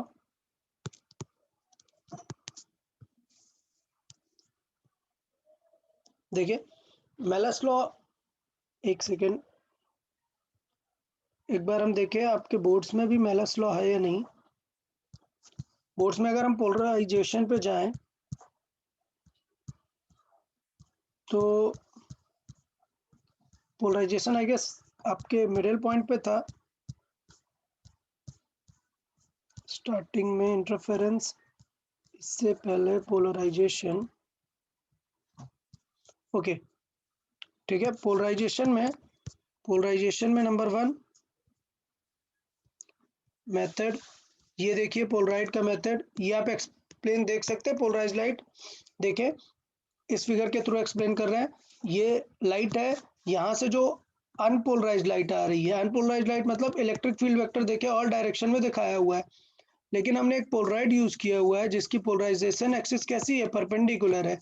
तो अगर परपेंडिकुलर है तो इसका मतलब क्या होगा कि ये लाइट जो निकलेगी, ये लाइट जो यहाँ से पास होगी, इस एक्सिस के बचेगी, बाकी सारी कैंसिल हो जाएगी। तो जो प्लेन पोलराइज लाइट निकलने वाली है वो इस एक्सिस पे बचेगी सिर्फ, ठीक है। तो ये हमें समझना है कि ये पोलराइज लाइट जो है अब सिर्फ एक एक्सिस पे यहाँ पर बचेगी। क्लियर? अच्छा, उसके बाद हम बात करने वाले थे कि अगर एक बार पोलराइज फर्स्ट टाइम पोलराइजर से जाता है तो क्या हो जाता है, उसकी इंटेंसिटी पहले तो हाफ हो जाती है, और फिर उसके बाद ये कॉस स्क्वायर का फंक्शन होता है। यही हमारा क्या है, मेलस लॉ है। सो आई गेस आपके इसमें बोर्ड्स में नेम नहीं रिप्रेजेंट किया हुआ है कि कौन से साइंटिस्ट ने ये वाला दिया हुआ है, तो नेम में भी देख लेते हैं। मे बी नेम मेंशन नहीं है बट आपके बोर्ड्स में है, याद रखें, मेलस लॉ बोर्ड्स में है, शायद नेम ऐसा नहीं दिया हुआ है बट हम देख लेते हैं। देखें फिर मेलस लॉ एक्सप्लेन कर लेते हैं।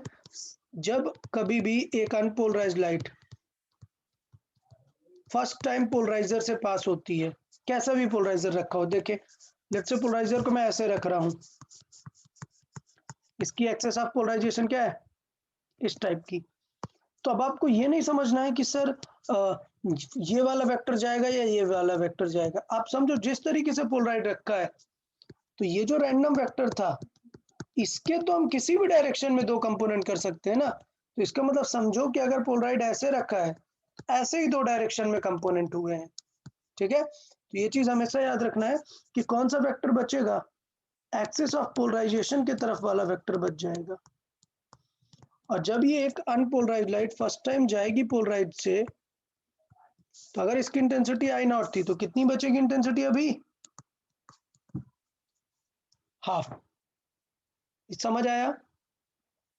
इसमें किसी को कोई डाउट? अच्छा, अब अगर मैं यहाँ पे दूसरा पोलराइड इस तरीके से रख दूं, तो अब थोड़ी सी प्रॉब्लम है। अभी देखिए क्या होगा, अभी इसका वाला कौन सा कंपोनेंट, परपेंडिकुलर कंपोनेंट यहाँ पर बचेगा। मतलब अगर मैं ये सिचुएशन देखूं तो क्या रहेगा, अगर मैं इसमें एक्सिस की बात करूं तो ये इसकी एक्सिस है। अच्छा, पहले कौन सी एक्सिस थी, पहले ये एक्सिस इस तरीके की थी, उसको भी बना लेते हैं। पहले एक्सिस क्या थी, पहले इस टाइप की थी। तो इसका मतलब क्या होगा कि पहले इलेक्ट्रिक फील्ड वेक्टर इस तरफ था, लेकिन अब किस डायरेक्शन का बचेगा, अब ये डायरेक्शन का बचेगा। कोई डाउट क्या इसमें? लेकिन इंटेंसिटी क्या हो जाएगी, इंटेंसिटी देखें तो मेलस लॉ इसी इंटेंसिटी को लेकर है।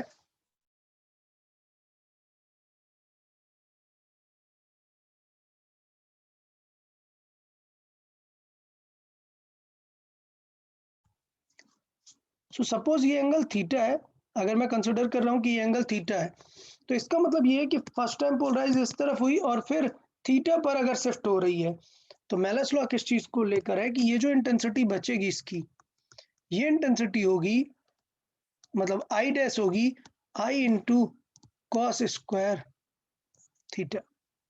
ये हमारा मेलस लॉ है, ठीक है, प्लेन पोलराइज लाइट को लेकर कि अगर थीटा पर वो एक्सिस है तो इस तरीके से वहां पर इंटेंसिटी रहेगी, ठीक है। अच्छा, इंटेंसिटी तो कॉस में रहेगी, इंटेंसिटी कॉस में रहेगी। हमें पता है कि इंटेंसिटी किस पे डिपेंड करती है, इलेक्ट्रिक फील्ड के एम्पलीट्यूड पे, कोई भी ई एक्स ई वाई कुछ भी है उसके एम्पलीट्यूड के स्क्वायर पे। तो जब हम इसका कंपोनेंट करेंगे, मतलब अगर इंटेंसिटी लेट से ई पे डिपेंड करती है और मैं इसका ई एक्स लिखूंगा, तो जो इसका ई एक्स होगा वो ई कॉस थीटा टाइप होगा ना, तो उसका स्क्वायर करेंगे, मतलब I proportional to E square into cos square theta होगा, आई डैश मान लेते हैं इसे। तो इसका मतलब ये क्या हो जाएगा, आई के टाइप हो जाएगा ना, मतलब आई डैश जो होगा वो I into cos square theta type पे आ जाएगा। इसे ई स्क्वायर को क्या लिख सकते हैं, कॉस स्क्वायर लिख सकते हैं। तो यहाँ से पता चलता है कि इंटेंसिटी अगर हमें लिखना है तो यहाँ पे कॉस स्क्वायर रहेगा फंक्शन में, और अगर सिर्फ इलेक्ट्रिक फील्ड लिखना है तो ई बोल देंगे कि यार ई कॉस थीटा जितना बचेगा, इलेक्ट्रिक फील्ड में कोई टेंशन नहीं है। तो देखें मेलस लॉ क्या है, मेलस लॉ बड़ा सिंपल सा है, क्या, स्ट्रेट, जब एक unpolarise light first time polaroid से पास होगी और क्या बनेगी, प्लेन पोलराइज लाइट तो क्या हो जाएगी, अगर इंटेंसिटी आई नॉट है तो कितनी बचेगी, I0/2। I naught by to. कुछ मैटर नहीं करता है कि किस एंगल पर रखा हुआ है, पोलराइड से आपने पास कराया और वो सीधा आई नॉट बाई टू हो गया। लेकिन नेक्स्ट टाइम मेलस लॉ काम आएगा, क्या, कि जब आप एक प्लेन पोलराइज लाइट को किसी दूसरे एंगल पे फिर से पोलराइज करेंगे, तो वो एंगल जितने एंगल पर होगा, सो लेट्स से पोलराइड जो है एट एन एंगल है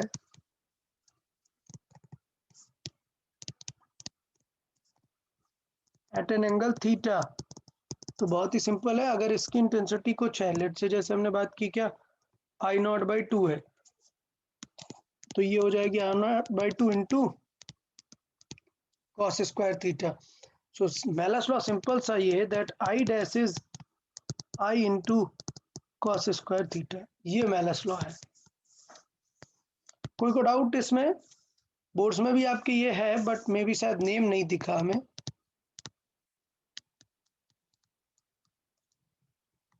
बताए मेलस लॉ क्लियर है सबको कि फर्स्ट टाइम इंटेंसिटी इतनी बचेगी और नेक्स्ट टाइम जब भी पास होगा तो उसका कॉस स्क्वायर थीटा टाइम्स बचेगी। डन,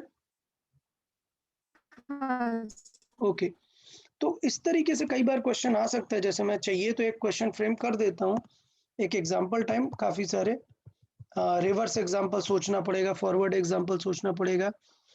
जैसे मैं सिंपल सी बात कुछ एग्जाम्पल देख लेता हूँ, जैसे एक पोलराइड रखा हुआ है, या लेट्स से एक प्लेन पोलराइज लाइट है या अनपोलराइज लाइट है और इसकी इंटेंसिटी आई नॉट है, दे दिया कि दो पैरेलल पोलराइड रख दिए हैं, दो पैरेलल पोलराइड रख दिए हैं, बताओ इंटेंसिटी कितनी बचेगी। ये क्वेश्चन लैंग्वेज में लिखने की जरूरत है क्या, ये हम जस्ट इससे समझ में आ जाएंगे। व्हेन, मैं लिख रहा हूं when two parallel polarides are used,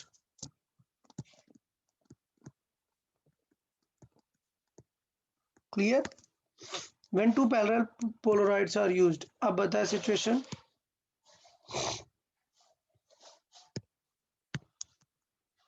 तो क्या होगा, पहले ये कैसा बना देगा, इसे इस तरफ बना देगा, इंटेंसिटी कितनी हो जाएगी, आई नॉट बाई टू।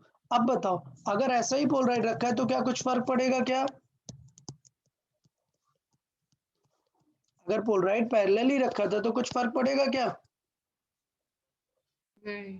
हाँ, तो ये सिचुएशन हो गई, कोई टेंशन वाली बात ही नहीं है।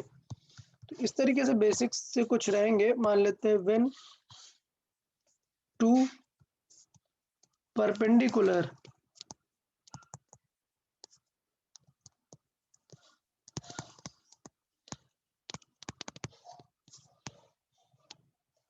when two perpendicular polarities are used, तब क्या सिचुएशन होगी। मुझे लगता है ये भी आपको एकदम स्ट्रेट क्लियर है कि अगर ये भी अनपोलराइज्ड है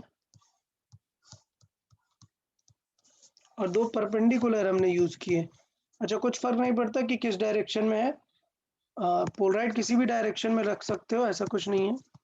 सो लेट्स से हमने पोलराइड रखा इस डायरेक्शन में, so of course plane polarised light भी क्या होगी, इस डायरेक्शन वाली होगी, I0/2 प्लेन पोलराइज्ड लाइट, ये अनपोलराइज्ड लाइट है I0 की।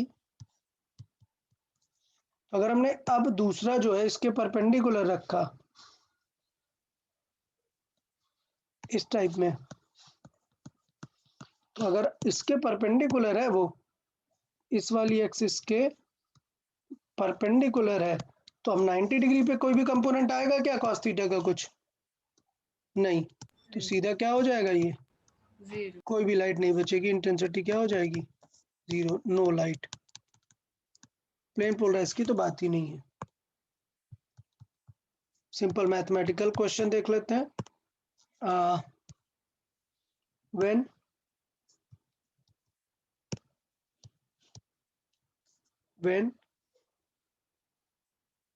let's say when three polarides are used, when three polarides are used,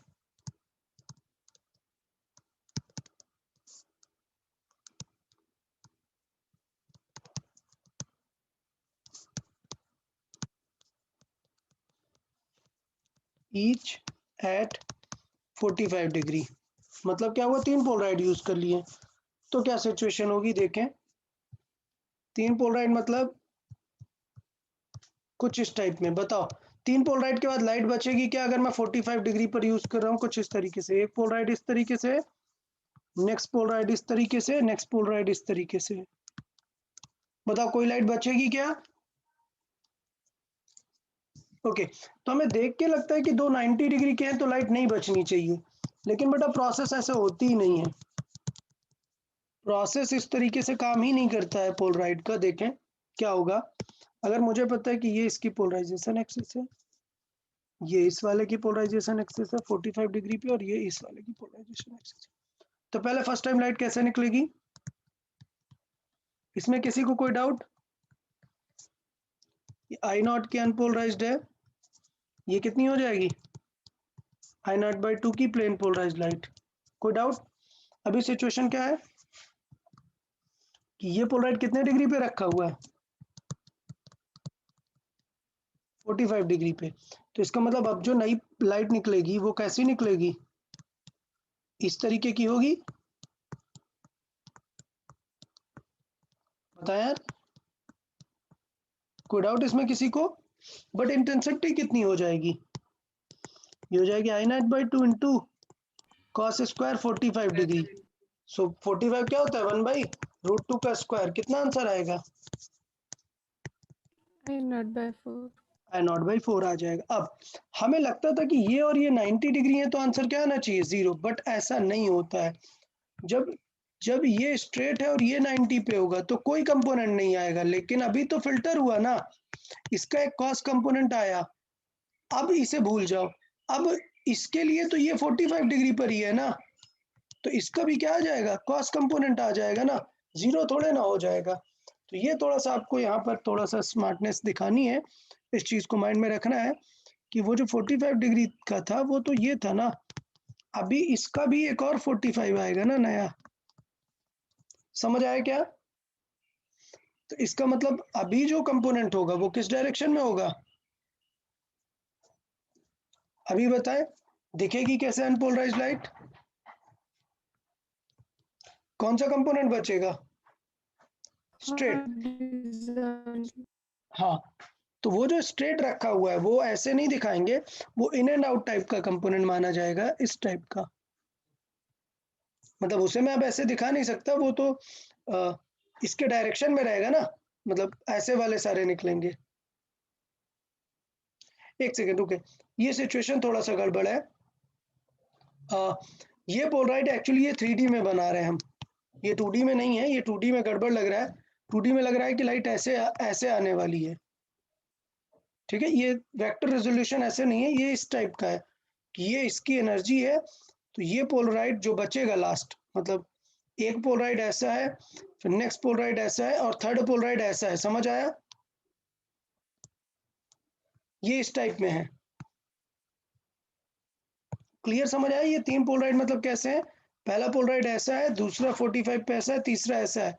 तो वो जो कंपोनेंट बचेंगे वो इन एंड आउट वाले बचेंगे, ये बताना चाह रहे हैं, ठीक। अब आप लोग सोच रहे हैं कि सर इन एंड आउट वाले तो पहले ही खत्म हो गए थे इस वाले में, तो ऐसा इन एंड आउट खत्म नहीं होता है, वो तरीका है कि ये सारे डायरेक्शन में है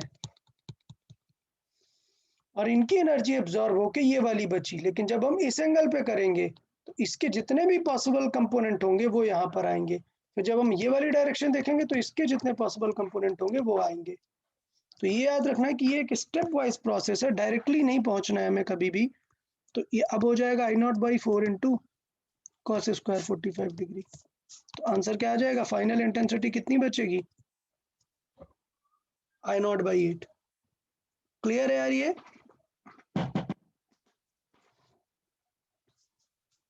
अच्छा, इसी में अगर हम थोड़ा सा और ऐड करें, अभी आज रुकेंगे, आज 2 आवर्स का लेक्चर रहेगा, ठीक है, हाफ आवर अभी एक्सटेंड करेंगे, आज वेव ऑप्टिक्स कंप्लीट करेंगे हम।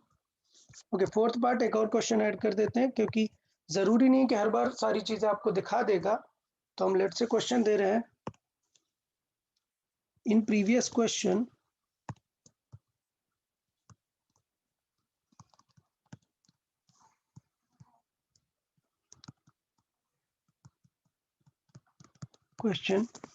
find angle of middle polaroid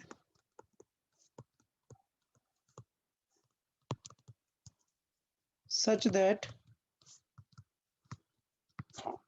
the final intensity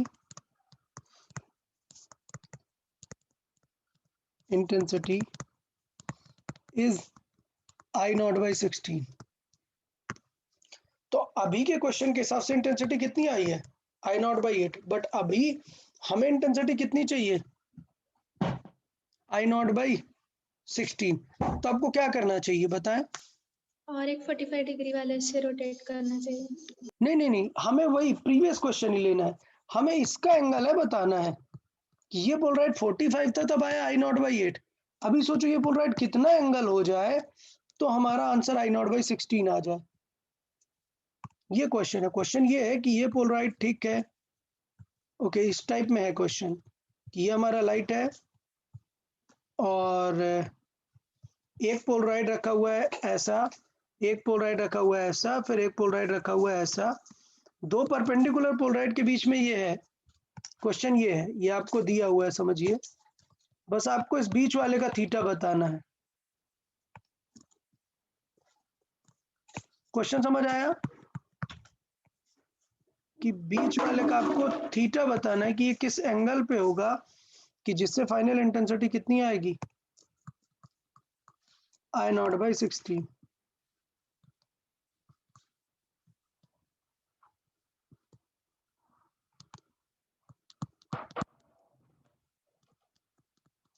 तो फाइनल इंटेंसिटी कितनी आ गई है, आई नॉट बाई 16। तो अभी स्टेप क्लियर है ना, थीटा डैश को मैं थीटा के टर्म्स में क्या लिख सकता हूँ, 90 माइनस थीटा। अच्छा, अननोन कितने बचे हैं, सिर्फ थीटा ही तो अननोन है ना। तो पहले तो इंटेंसिटी आई नॉट, फिर कितनी हो जाएगी फर्स्ट टाइम में, आई नॉट बाई 2, फिर नेक्स्ट टाइम में कितनी हो जाएगी, I naught by 2 into cos square theta, फिर नेक्स्ट टाइम में कितनी हो जाएगी, I naught by 2 into cos square theta into cos square theta dash. कोई डाउट क्या किसी को?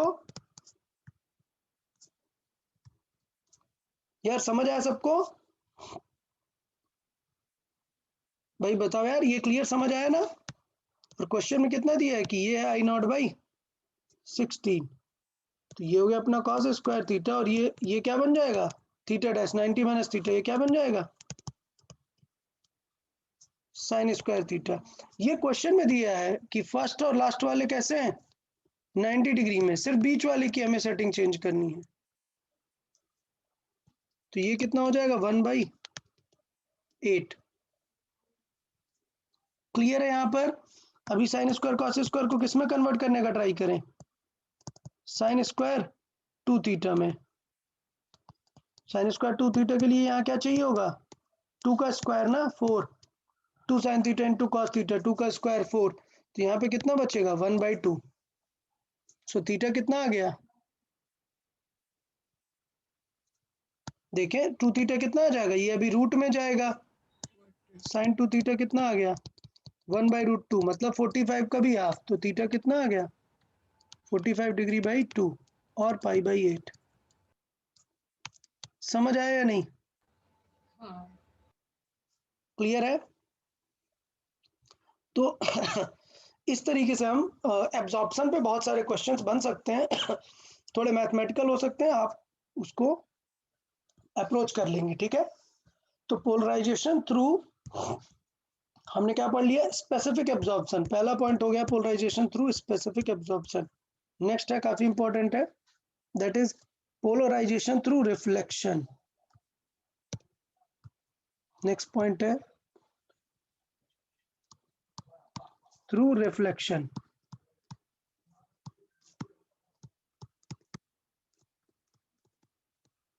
पोलराइजेशन थ्रू रिफ्लेक्शन, देखिए थ्रू रिफ्लेक्शन क्या है, तो यार ये बहुत ही स्पेसिफिक टाइप का रिफ्लेक्शन है, ठीक। तो सिचुएशन ये होगा कि अगर कभी भी कोई लाइट बहुत ही रिफ्लेक्टिव मटेरियल पर पड़ती है, स्पेसिफिक मटेरियल पर पड़ती है, तो डिफरेंट डिफरेंट एंगल पर रिफ्लेक्ट होगी। तो सिचुएशन ये है कि ये समझाया हमें किसने, ब्रूस्टर ने। तो यहाँ पर हम लिखेंगे ब्रूस्टर्स लॉ, और बेटा ये भी बोर्ड्स में है, याद रखना ब्रूस्टर्स लॉ पूछा जाता है, बोर्ड्स में काफी पूछा जाता है।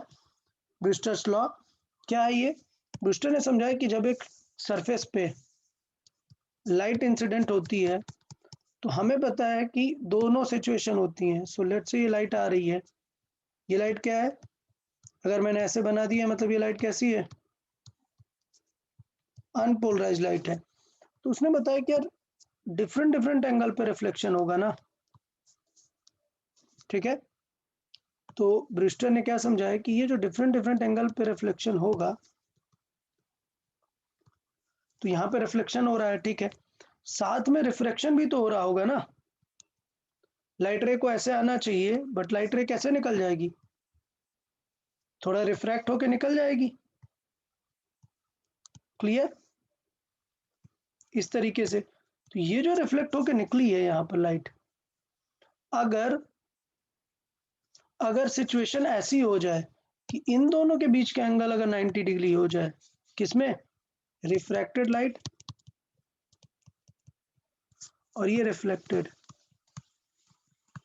तो ये जो अगर एंगल 90 डिग्री हो जाए, ये ब्रूस्टर ने बताया कि अगर ये एंगल 90 डिग्री हो जाए तो ये जो लाइट गई है ये कैसी हो जाएगी, प्लेन पोलराइज्ड लाइट हो जाएगी, ये हो जाएगी प्लेन पोलराइज्ड लाइट। अच्छा, रिफ्रैक्टेड वाली हमेशा वैसी रहेगी, तो ये अभी भी अनपोलराइज्ड लाइट रहेगी, बस ये प्लेन पोलराइज्ड लाइट होगी। तो थॉट समझ में आया सबको। तो ये जो स्पेशल एंगल ऑफ इंसिडेंस है ये, और ये बन गया हमारा रिफ्रैक्टेड एंगल स्मॉल आर, ये स्पेशल इंसिडेंट को ही बोलते हैं क्या, ब्रूस्टर एंगल, क्लियर। इसको एंगल ऑफ पोलराइजेशन भी बोलते हैं। तो यहाँ पर लिख देते हैं ब्रूस्टर्स लॉ क्या है, the angle of incidence for which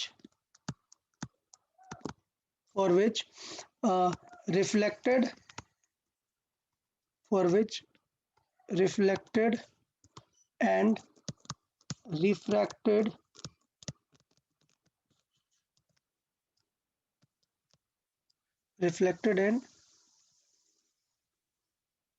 refracted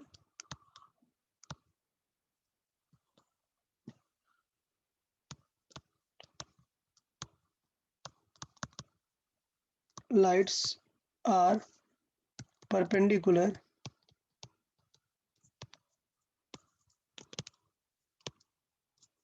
okay. So the angle of incidence for which reflected and refracted lights are perpendicular is called angle of polarization. ठीक है, इसको एंगल ऑफ पोलराइजेशन आईपी से represent करते हैं और उसे solve कैसे कर सकते हैं, बहुत ही सिंपल से, क्या, यूजिंग स्नेल्स लॉ। रिफ्रैक्शन आया है तो यूजिंग स्नेल्स लॉ, पता है स्नेल्स लॉ क्या हो जाएगा, मान लेते हैं कि ये जो मीडियम है इसका रिफ्रैक्टिव इंडेक्स कुछ है n, ठीक है, और ये मान लेते हैं एयर, तो इसका मतलब क्या हो जाएगा, स्नेल्स लॉ क्या होगा, n1 sin i is equal to n2 sin r। n1 क्या है, 1 है, साइन i को हमने स्पेशल एंगल क्या बोला है, ip is equal to n2 हो गया n sin r। अब सोचो, देखें कि ये जो एंगल है, ये रिफ्लेक्टेड एंगल, ये वाला, ये तो किसके बराबर होगा, I के बराबर ही होगा। सो फ्रॉम रिफ्लेक्शन क्या बोल सकते हैं, that I is equal to R1, ये तो मतलब रिफ्लेक्शन है, ठीक। तो इसका मतलब ये है कि बीच का अगर 90 डिग्री है तो हम R को क्या लिख सकते हैं, इसको क्या लिख सकते हैं, साइन R को लिख सकते हैं, ये तो 90 डिग्री है, तो अगर ये 90 डिग्री है तो R1 प्लस R क्या हो जाएगा,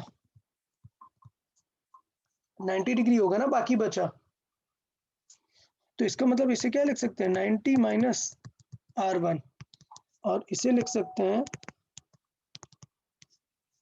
IP, लिख देता हूं मैं यहाँ पर इसे IP, पोलराइजेशन एंगल है, बहुत ही इंपॉर्टेंट इंसिडेंट एंगल, साइन की जगह ये क्या क्या बन जाएगा, cos R1, ठीक है। और हमें पता है कि R1 को हम क्या लिख सकते हैं, क्या लिख सकते हैं, अभी R1 को जस्ट हमने देखा IP लिख सकते हैं, तो ये क्या बन गया, sine IP by cos IP is equal to n। तो यही ब्रूस्टर्स लॉ है, क्या है, that tan of incident angle is equal to the refractive index और IP will be tan inverse of refractive index। ये हमारा ब्रूस्टर्स लॉ है, क्या, कि एक ऐसा एंगल जिसका tan उसके रिफ्रैक्टिव इंडेक्स जितना हो, उस पर्टिकुलर एंगल के लिए वो क्या बन जाता है, एंगल ऑफ इंसिडेंस। तो बताएं ब्रूस्टर लॉ में किसी को कोई डाउट, ये ब्रूस्टर्स लॉ का कंक्लूजन है। अच्छा, अगर मैं पूछूंगा कि ब्रूस्टर्स लॉ क्या है, तो ब्रूस्टर्स लॉ क्या है, ये क्लियर। तो ये सिचुएशन है, the angle of incidence for which reflected and refracted light are perpendicular is called angle of polarisation, and in that scenario the reflected light becomes plane polarized,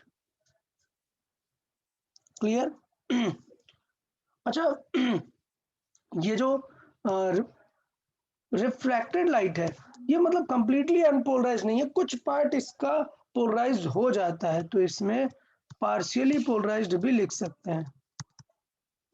तो कभी अगर देखें कि ये थॉटफुल क्वेश्चन आ जाए, तो पार्शियली प्लेन पोलराइज्ड हो जाती है और पार्शियली अनपोलराइज्ड रह जाती है, रिफ्लेक्टेड वाली, रिफ्रैक्टेड, रिफ्लेक्टेड तो पूरी प्लेन पोलराइज्ड हो जाती है, जब एंगल कैसा होता है, जब IP के जैसा होता है, एंगल ऑफ पोलराइजेशन के जैसा होता है, तब वहां पर हम ये सिचुएशन कंसिडर करते हैं।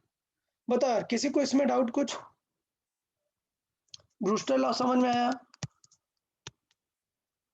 बताएं सब, ब्रूस्टर्स लॉ समझ में आया हाँ कि tan of this angle is equal to this refractive index, ठीक है। सो पोलराइजेशन इस पे तो बेसिक ही क्वेश्चन आते हैं, ऐसा कुछ है नहीं। सो मुझे लगता है इसमें कुछ खास आपको है नहीं। अच्छा एक चीज सोचो, अगर आउटसाइड एयर नहीं है तो इसका मतलब ये एन क्या बन जाएगा हमारा, ये एन क्या बन जाएगा अगर बाहर कोई अदर मीडियम होता है तो, बताया ना पूरी ऑप्टिक्स में, रिलेटिव। रिलेटिव बन जाता है। तो चाहिए मैं लिख देता हूं, ये रिलेटिव रिफ्रैक्टिव इंडेक्स है, relative refractive index with respect to surrounding. तो उस मीडियम का रिलेटिव रिफ्रैक्टिव इंडेक्स है विद रिस्पेक्ट टू सराउंडिंग, अगर सराउंडिंग एयर है तो कोई टेंशन ही नहीं। लास्ट पार्ट, पोलराइजेशन थ्रू, किसी को याद है थर्ड पॉइंट क्या था, पोलराइजेशन थ्रू, किसी को याद है third point, scattering scattering of of light, good. So polarization through scattering of light, ठीक है। तो मैंने वहां पर ये चीज एक्सप्लेन की थी, स्कैटरिंग ऑफ लाइट में बताई थी। स्कैटरिंग क्या चीज होती है कि एक पार्टिकल लाइट को एब्जॉर्व करता है और फिर ऑल डायरेक्शन पे उसे एमिट करता है। तो स्कैटरिंग क्या है कि एक पार्टिकल है जो लाइट को एब्जॉर्व करेगा। तो बड़ी सिंपल सी बात है कि अगर ये लाइट को एब्जॉर्व करेगा और फिर सारे डायरेक्शन में देगा, तो मतलब ऑल पॉसिबल डायरेक्शन पे ये लाइट को एमिट कराएगा, ठीक है। तो ये जो लाइट रहेगी वो अनपोलराइज्ड ही रहेगी। तो इसका मतलब ये अगर अनपोलराइज्ड लाइट है और ये स्कैटरिंग ऑफ लाइट है तो ये भी अनपोलराइज्ड लाइट है। बट एक सिचुएशन देखने को मिलेगी कि ये जो चीज जो इसके परपेंडिकुलर एक्सिस पे, दैट मीन्स अगर ये 90 डिग्री पर है तो क्या सिचुएशन होगी, ये 90 वाली डिग्री वाली जो लाइट है ये पे पोलराइज हो जाएगी। तो स्कैटरिंग ऑफ लाइट पे ऐसा कुछ हमारा कमांड नहीं है, बट हमें ये कंफर्म पता है कि स्कैटरिंग ऑफ लाइट से भी लाइट जो है वो पोलराइज हो सकती है, ठीक है। तो देखेंगे क्या पॉइंट होगा। जब अनपोलराइज लाइट स्कैटर होती है, so the light scattered at 90 degree of incident.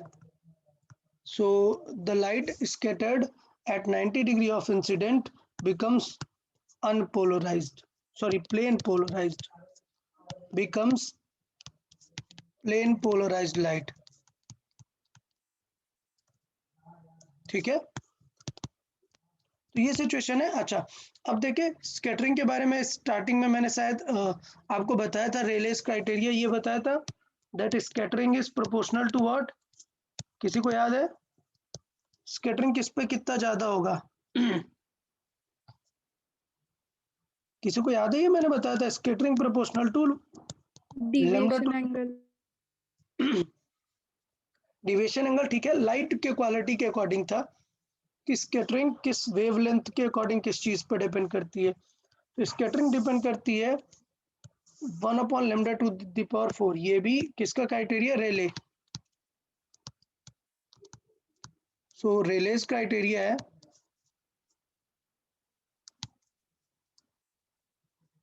Situation, रेलेस criteria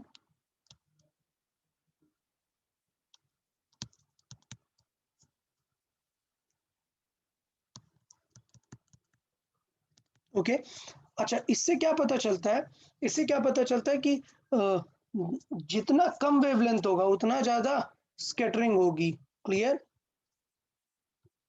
lower the wavelength higher the scattering, lower the wavelength higher the scattering।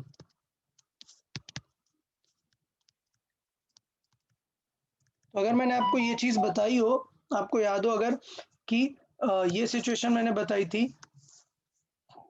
कि सपोज यहाँ पर है हम और सन यहाँ से आ रहा है और ये हमारा क्या है, एटमॉस्फेयर है।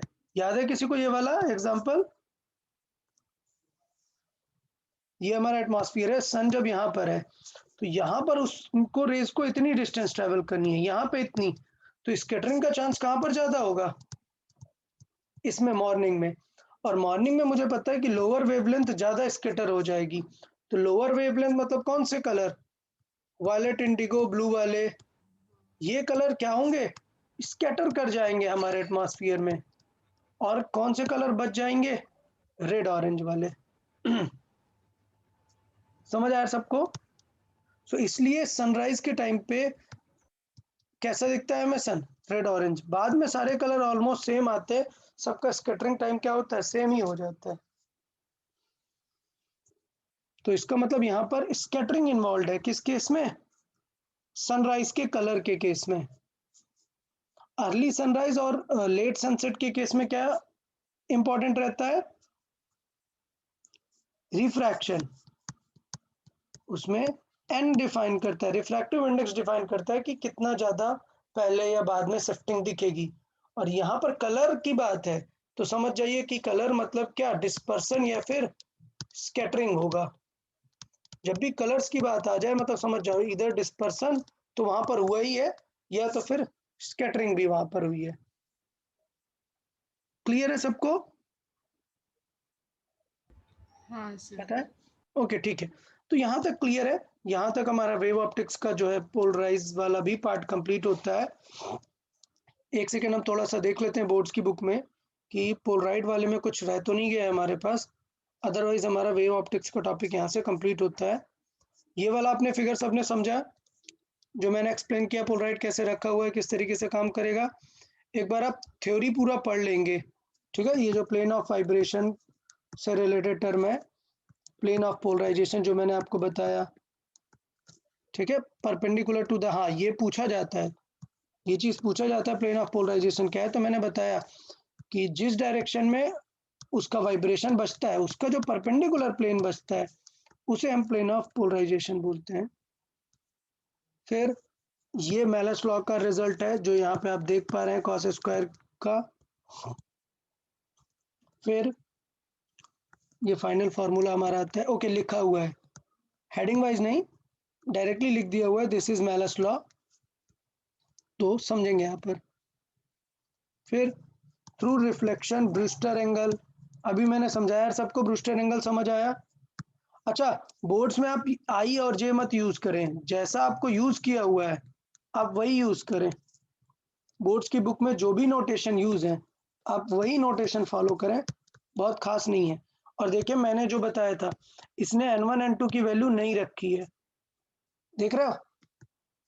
n1 n2 की वैल्यू नहीं रखी, इसलिए फाइनली ये क्या आएगा? रिलेटिव टाइप आएगा, n2 और n1। ये समझ आया सबको? मैंने वहां पर सिर्फ n लिख दिया और बोल दिया है कि ये रिलेटिव है। फिर पोलराइजेशन बाय स्कैटरिंग, ये भी मैंने आपको एक्सप्लेन कर दिया। और उसके बाद हमारा आ गया था क्या? इंटरफेरेंस। सो मतलब बोर्ड्स का भी हमारा टॉपिक कंप्लीट है, इंटरफेरेंस भी हमने पूरा कंप्लीट कर दिया है। सिर्फ लास्ट का डाइफ्रैक्शन देख लेते हैं। डाइफ्रैक्शन में कहाँ तक हो गया था हमारा पूरा? ये पूरा चार्ट आपको याद रखना है यहाँ से। रिजॉल्विंग पावर, डाइफ्रैक्शन में मैंने रिजॉल्विंग पावर भी आपको पूरा अच्छे से एक्सप्लेन कर दिया है कि ये क्या क्राइटेरिया है रिजॉल्विंग लिमिट को लेकर। और फिर मैंने बताया कि लिमिट ऑफ रेजोल्यूशन क्या रहेगी ल्यूमिनस और नॉन ल्यूमिनस के लिए। तो ये पहले सिंपल नॉन ल्यूमिनस के लिए है। फिर ये हमने पिन होल वाला एक्सपेरिमेंट देखा, ठीक है? एरेज डिस्क, ये जो रिंग बन रही हैं कलर ब्राइट, वो एरेज डिस्क बोलते हैं इनको। और ये एबेज एक्सपेरिमेंट में आई। रिजॉल्विंग पावर ऑफ माइक्रोस्कोप, और उसे एक्सप्लेन किया। फिर फाइनली वो जो पाथ डिफरेंस है वो निकाल के लाया, 2a साइन अल्फा जो आ रहा है। अगर नॉन ल्यूमिनस ऑब्जेक्ट है तो देखें क्या आ रही है रिजॉल्विंग लिमिट या रिजॉल्विंग पावर, जो हमने यहाँ पर अभी आपको बताई, वो जो साइन अल्फा है एन साइन अल्फा उसे, और यहाँ पर हो गई है ल्यूमिनस के लिए। तो दोनों ही चीज़ें मैंने आपको बता रखी हैं, एक बार रीड कर लेंगे और क्लियरली एक बार पढ़ लेंगे। टेलीस्कोप के लिए भी मैंने बता के रखा है, टेलीस्कोप के लिए ल्यूमिनस नॉन ल्यूमिनस का कुछ खास फर्क नहीं पड़ता, उसके लिए ये फिक्स है। और मैंने बताया कि दोनों डिस्टेंस है, तो इसलिए एंगुलर रिजॉल्विंग लिमिट वहां पर आती है, जबकि माइक्रोस्कोप में क्या आती है, वहां पर माइक्रोस्कोप में आती है इसकी रिजॉल्विंग लिमिट। फिर बाकी आप लोग थोड़ा सा क्वेश्चन वगैरह सॉल्विंग कर लेंगे, बोर्ड्स का भी पार्ट कंप्लीट हो गया है, ठीक है। तो हम नेक्स्ट उसमें से मॉडर्न फिजिक्स स्टार्ट करेंगे। मॉडर्न फिजिक्स मतलब नेक्स्ट चैप्टर डुअल, अच्छा इसमें इलेक्ट्रोस्टैटिक है, डुअल नेचर ऑफ लाइट से स्टार्ट करेंगे नेक्स्ट उसमें, ठीक है। चले यार, आज तो वेव ऑप्टिक्स हमारा कंप्लीट हो गया। आप लोग सॉल्विंग स्टार्ट करें, जो भी डाउट्स रहे मुझे भेजते जाएं। Okay okay then, bye everyone, bye bye bye. Bye.